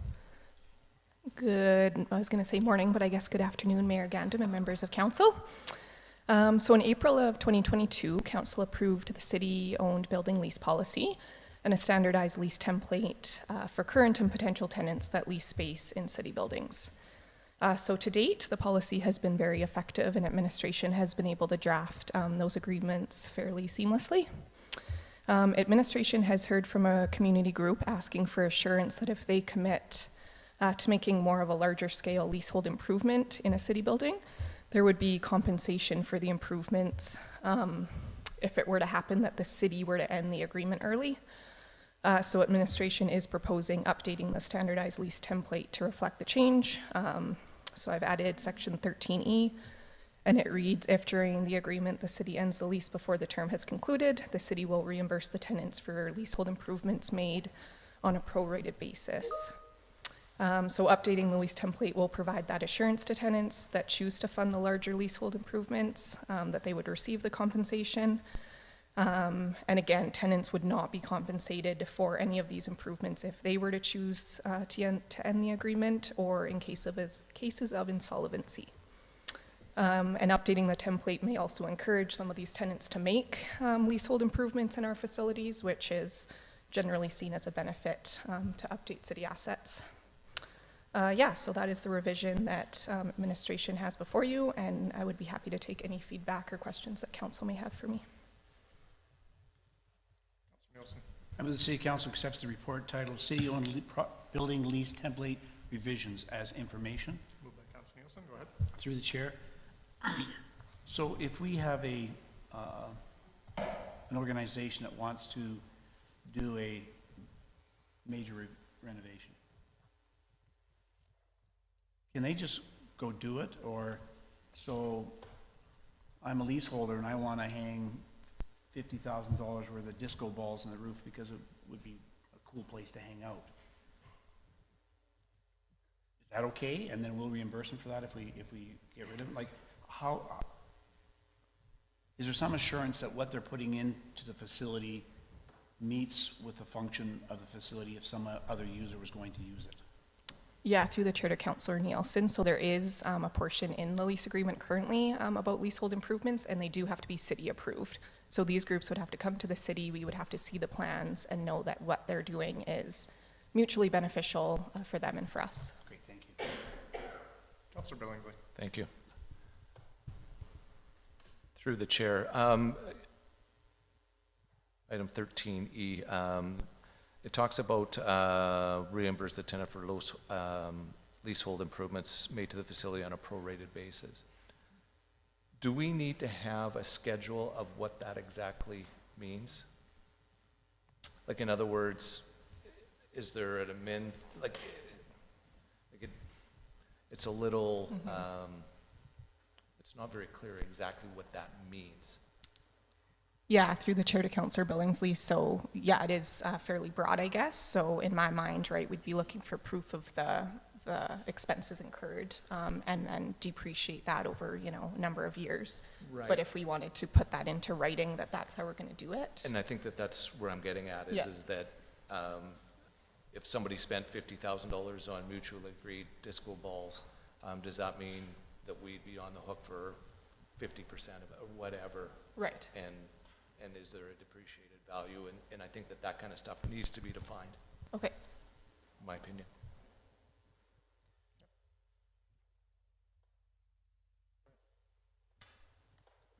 Thank you, Mr. Mayor. Through to Natasha. Natasha, I just have a couple questions. I'm on page 9 of 16 in our package, which is city commitment. When we look at number 31, it says the curling area and the arts and crafts center. Now, I was talking to the city manager this morning. We don't call it that anymore, right? We call it the what, Tri-Leisure Center? Or? Yeah, through the chair, that is a pretty outdated name, so that could definitely be updated to the multiplex, which is what we refer to it thank as. you. Yeah. Exactly. And there's no mention of the gymnastics club in there. Are they part of this, or do they have an entirely different lease agreement? Yeah, through the chair to Councillor Elliott, this lease template would actually be used in any city building, so that would be taken out, and whatever facility it would be referred to in there. I apologize, I just left that in there. Don't apologize. But yes, it should be updated to the multiplex, and then it would be whatever facility. Okay. Yeah. And just two other questions. The internet, is that something that the city should commit to, or is that something, let's say the craft center and gymnastics club wanted internet in there, would that be something that they would be putting into the facility, or is that something the city should provide? Through the chair to Councillor Elliott, so there is currently internet in the multiplex, and that was something the city put in. Oh, okay. So I guess it would just kind of depend whatever facility the tenant is renting space in. Okay. And my last question, just relax, I'm okay. My last question is handicap access. My wife's involved with the quilting group, the Divas, whatever they are. Anyway, and there were concerns last year at their show, as well as some of the gymnastics parents, about handicap access, people with ambulatory needs getting into the facility. Some people showed up in wheelchairs, and then they were kind of embarrassed when somebody had to lift their wheelchair up those steps to get up to the viewing area. So I don't know if that's in our plan. That would probably be a budget item, I would think. But it's something that we need to look at under accessibility of our facilities as well. So, thank you. Thank you. Thanks, Natasha. Good. Thank you, Mr. Mayor. Anything further? Ready for the question? Those in favor? Carried. Thanks very much. Thank you. Now we're on to 10.2. 2024 annual subscription fees, licenses, and membership dues. Good afternoon, Council. It's Tulu here. I'm hoping you can all hear me. My apologies, I have to present this remotely because of a flu. But the 2024 annual subscription fees, licenses, and membership dues, Council approved the first quarter of 2023's budget as the interim budget for 2024. However, administration needs to make commitments for 2024 beyond the first quarter. We're hereby seeking Council's approval for the budget required for all annual subscriptions, fees, licenses, and membership dues for 2024 that are billed on an annual basis, but that are due for payment within the first quarter of the year. In order to be able to maintain day-to-day operations in the first quarter of 2024, certain annual subscription fees, licenses, and membership dues require full payment. These subscriptions, memberships, and licenses are billed annually and require payment within the first 30 days of the new year. Administration requests the council approve that payment can be made for these subscriptions, licenses, and fees to ensure the continuance of services in 2024. I can now take your questions. Thank you. I move that City Council approves payment of all annual subscription fees, license, and memberships dues for 2024 that are billed on an annual basis, but due for payments within the first quarter of the year. Moved by Councillor Bronco. Any discussion? Councillor Neilson. Through the chair to administration, do we have a dollar figure attached to that, do you know? Through the chair to Councillor Neilson, we do not. There are various departments that came forward indicating that they had fees and charges due, and it would have been a very time-consuming process to go through and figure out the exact dollar amount. But through our audit process, we can only spend what's approved, so those items could easily be flagged, even though we don't have the dollar amount. You're in the motion, the way that Toulouse has written it, it is fees, licenses, membership dues, so anything spent outside of that would be flagged as against policy. May I continue? Then, so it's a flat dollar amount, and the budget you're working with right now is a flat dollar amount. We haven't tied, at this point in time, a dollar value per line. For example, IT programs previously was X number of dollars. We're more open than that with this particular payment. Am I making myself clear? I don't know. I think a really good example is that our Microsoft license is due at the beginning of the year for the whole year. We only, with the approval that we have right now, we only have approval for 3 months worth of spending. So we have to pay that annual subscription, and we don't have access to that because council's only given us approval for 3 months. Okay, and now we're getting closer, I think, to where we are. But it's based on the previous year's budget, correct? Mm-hmm. So if we had a budget line last year for $100 on that budget line for that particular, you're not bound by that $100.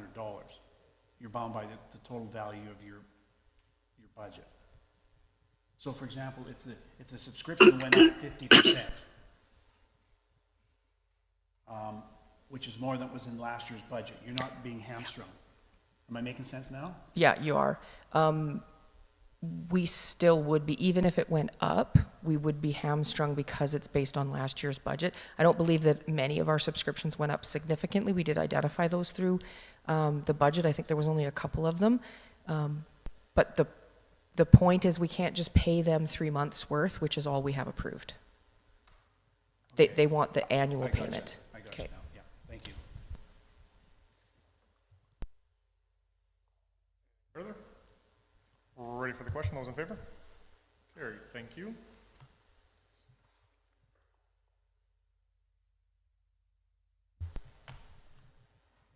Item 12.1, removal of Municipal Reserve designation from 168 Garwood Crescent.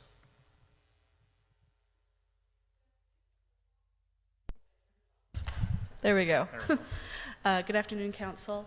I am here to present Bylaw 2050-24 for first reading, seeking the removal of Municipal Reserve designation from 168 Garwood Crescent in order to continue the process of divesting the property.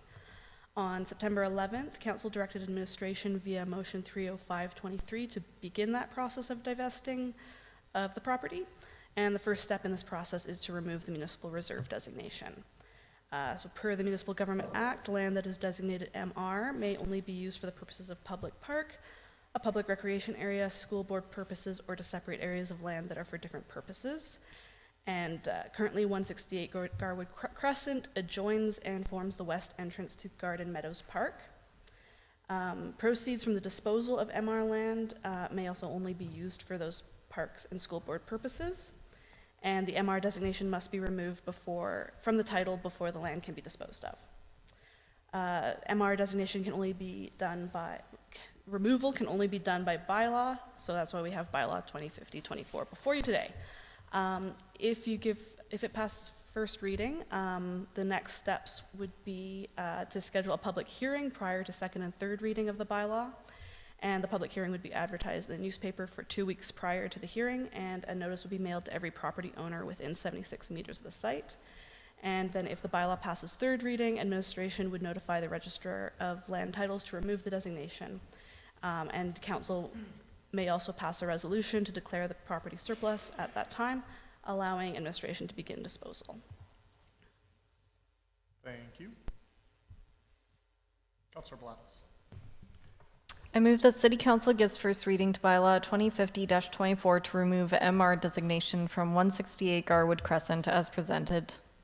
Moved by Councillor Blatz. Any discussion?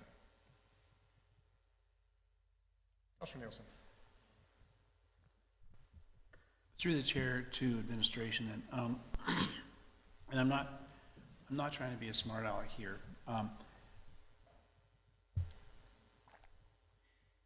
Are we, when we remove the MR designation, are we changing? Are we changing zoning? Because if we withdraw the MR, does it then become something else? Through the chair to Councillor Elliott. So no, it doesn't change the zoning. The parcel is actually currently zoned R1, which is single dwelling residential. That wouldn't change. It would just allow us to sell the land. So then the zoning is R1 Municipal Reserve? Yeah. Okay, thank you. Councillor Billingsley. Thank you. Through the chair. Discussion when this was first brought up talked about having a path and all that, accessing the park from the people that lived in the Garwood Crescent. Will that then be looked at once we go to second reading and public consultation then? Like that, because it talks about the entire parcel being sold off, or so that does not close the door of adding a path. Through the chair to Councillor Billingsley, that's correct. We would bring that up at second reading and have already looked at it. Thank you.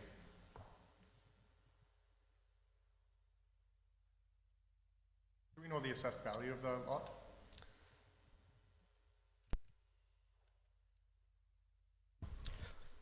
Sorry, through the chair, I did get that from Emily last week. I believe it was 68,000. Just one second.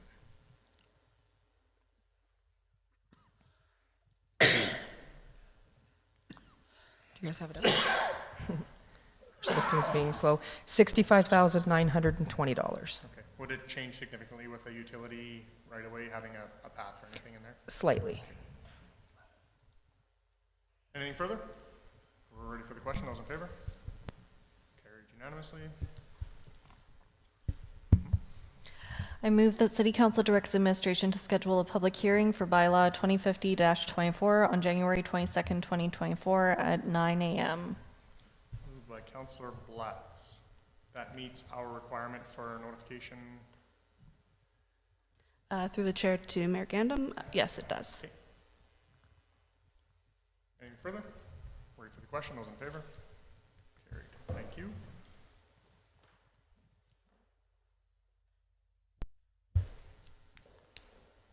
Item 12.2, Bylaw 2051-24 to amend fees and charges Bylaw 2047-23, revisions to Schedule G, 2024 recreation fees and charges. Good afternoon, Council. I've got a report in front of you today to obtain approval for revisions required to the Recreation Department fees and charges for 2024. As administration noted, multiple errors within that schedule that was approved in the 2024 budget deliberations. So as noted, Council did direct administration to increase the 2024 fees by 2% to address inflation, and Council approved those revisions to the fees and charges bylaw on December 11th, 2023. Upon approval, and as our rec department was adding these fees to their system, we noted errors in the approved 2024 fees and charges for the rec department, and we do require Council's approval to reverse the incorrect rates that were approved on December 11th. So just the history on the recreation fees and charges. Over the past 2 years, there have been a few increases implemented at different intervals. In April of 2022, the arena and swim lesson fees were increased by 10%. In 2023, Council approved 7.4% increase for all rec fees, excluding the fees impacted by the previous 10% increase in 2022.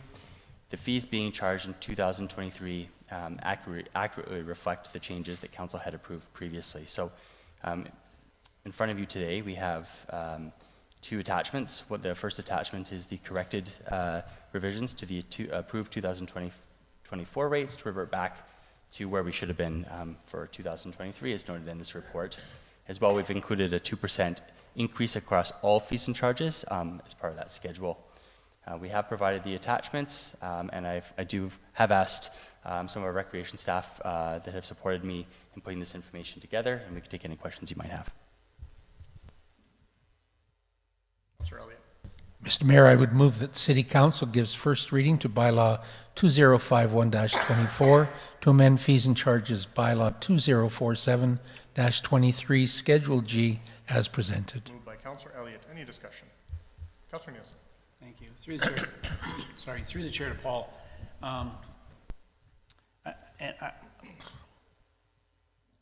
We had you had this question previously, I think, and you answered it. And I'm old, so I forget sometimes. My wife would say forget all the time, but we had a conversation related to the Memorial Arts Center and hourly or part-day rentals as opposed to a flat rate. What was the determination on why we wouldn't have partial, like half-day rates? So through the mayor to Councillor Neilson, do you know if it, just maybe to our staff, do you know, is that an existing fee that we already charge, or is that a proposed fee?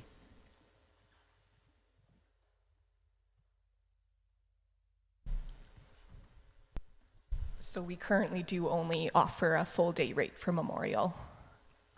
So I know there had been discussion about adding more rates, but now that the building is listed for sale, we just kept it with the full day rate.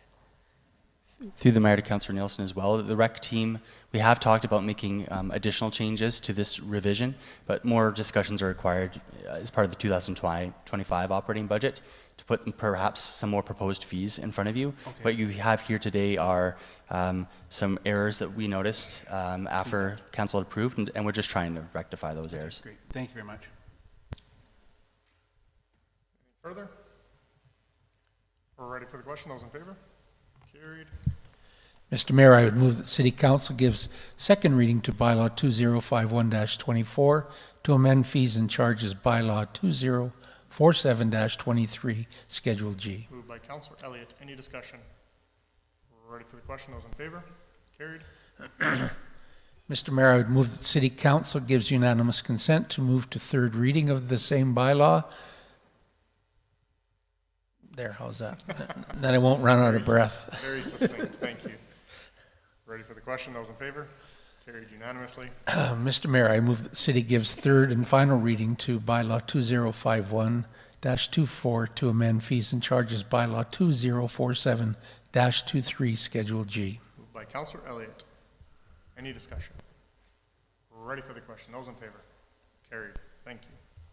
Looking for a motion to go into closed session. Councillor Billingsley, those in favor? Carried. Thank you.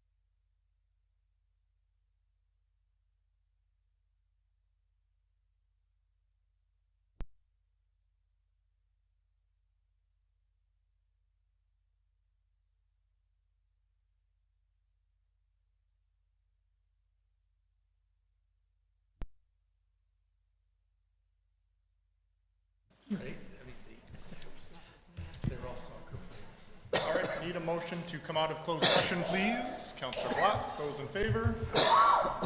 Carried, thank you. New business, I know we've got a couple items to add from coming out of closed session, so that'll be 15.3. And Councillor Billingsley, 15.4, you would like as what? Letter to the province. 15.3? Who? Two. Are you drafting it right now? I have one. You were writing. What's that? You were just writing. No, I'm writing down agenda items. What is the letter so we can add it to the agenda? Letter of, it has to do with Hope Mission. Okay. So items coming out of closed session, those in favor of adding them to the new agenda, or new business? Carried. And letter to the province from Councillor Billingsley, or not from Councillor Billingsley, but his motion, those in favor? Carried, thank you. 15.1, permission for mayor's attendance at Crime Severity Index Conference, February 28, 29 in Saskatoon. Councillor Neilson. I move the City Council approves out-of-province travel, including per diems travel and hotel for Mayor Gandam to attend the Crime Severity Index Conference in Saskatoon, Saskatchewan.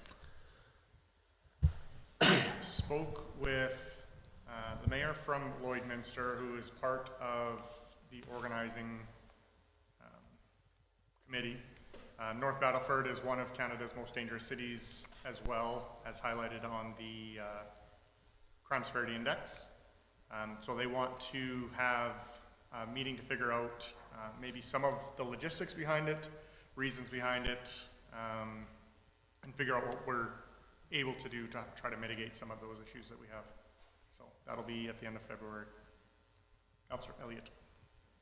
Thank you, Mr. Mayor. I'm glad you're taking the initiative to go. I know we don't have control over staff, but Paul, our Director of Community Services, has had a lot to do with the safe communities and things, and I'm wondering about his attendance and Inspector John as well. Inspector Spans has been invited, and we're just working with administration to find out if we... Okay, I wasn't trying to tell administration what to do. It was, I thought Paul would really like a vacation. So. Saskatoon. Saskatoon, yeah. Hey. High on his list, especially in February. Burton Cummings was going back to Saskatoon, so. Anything further? Ready for the question, those in favor? Opposed? Are you in favor or opposed? Who's in favor? You have to raise it, eh? You have to raise your right hand so you can see it.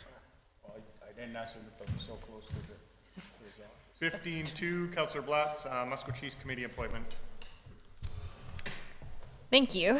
So yesterday, as we said before, we met with Muskogee leaders as well as us.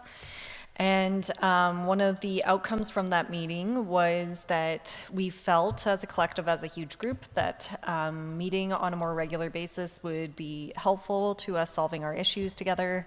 So their proposal was that each individual councils go back to their council and they ask one of their members to be a delegate to be at those meetings when they form a committee between Muskogee and Wetaskiwin.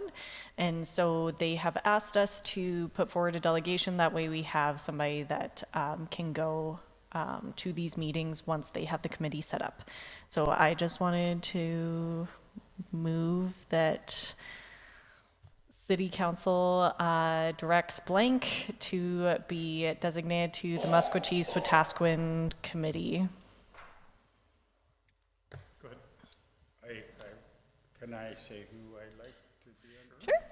I would like to ask Bill if he'd like to be there, representing Wetaskiwin as our council, and I believe Sue too is going to be. Yes, Mr. Mayor, I would accept that. Being retired, maybe I have a little bit more flexibility to attend meetings if they came up on a emergent type basis. Thank you. Is there anybody else interested in the committee?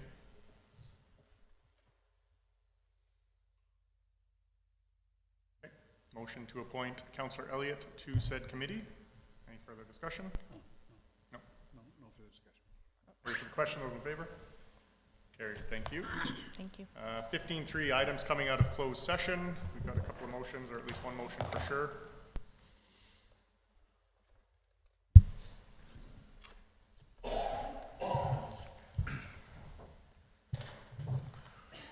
Good afternoon, Council. As per direction of Council on August 28th, that administration takes steps to divest of the Memorial Arts Center. We have taken this property to market and have received a number of informal and formal offers. 2 of the formal offers have been presented today. And I believe that we have succeeded in the mission in getting offers that are above assessed value for the property and adjacent parking land, so submitted to Council for your consideration.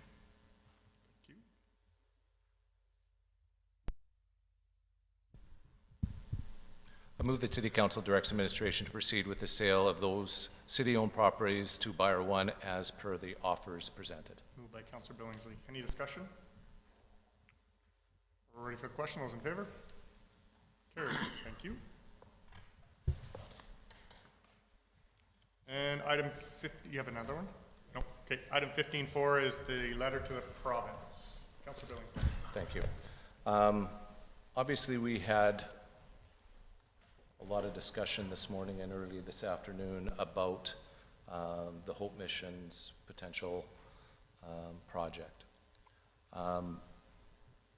In light of the situation that we're in, I have myself and Councillor Neilson have worked on a letter that I would like to have for consideration to Council to vote on to send to the province. A majority of council from the City of Wetaskiwin are not in favor of proceeding with the permanent Hope Mission project in Wetaskiwin at this time. We've been informed that there is an Indigenous proposal for a permanent shelter that has support of both the 4 bands of Maskwacis and the Maskwacis Mobile Mental Health. The majority of council supports the Indigenous-led proposal and believes it needs to be investigated thoroughly in support of homelessness and vulnerable population currently being served in our community. We are asking the provincial government withhold funding for Hope Mission's permanent shelter project while the proposal is fully examined. Moved by Councillor Billingsley. Any discussion?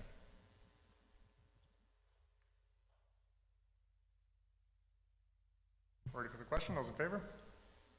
Opposed? Carried. We'll work with administration, have it on city letterhead and... Thank you. Yep. Good. Anything further? Yeah, go ahead. Sue. Sorry, Mr. Mayor, we did have a second one coming out of closed session that we do need direction on, and I think Lisa had the motion there.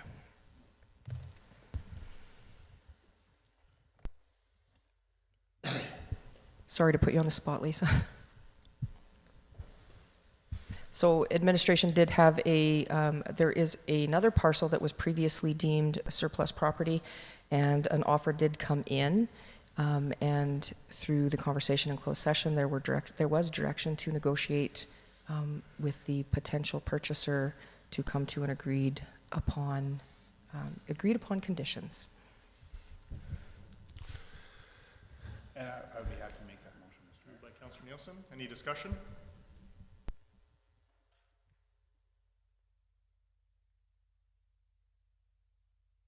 Have the motion up on the screen.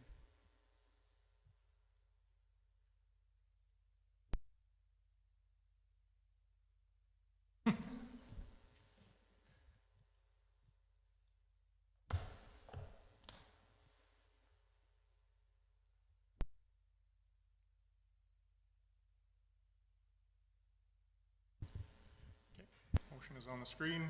Any discussion? We're ready for the question. Those in favor? Carried. Thank you. Anything else from administration? No, sir. Meeting adjourned at 15:18. Thank you very much. We'll see you tomorrow. We'll do it all over again tomorrow. Are we doing P&T? Yeah. I got a quick interview.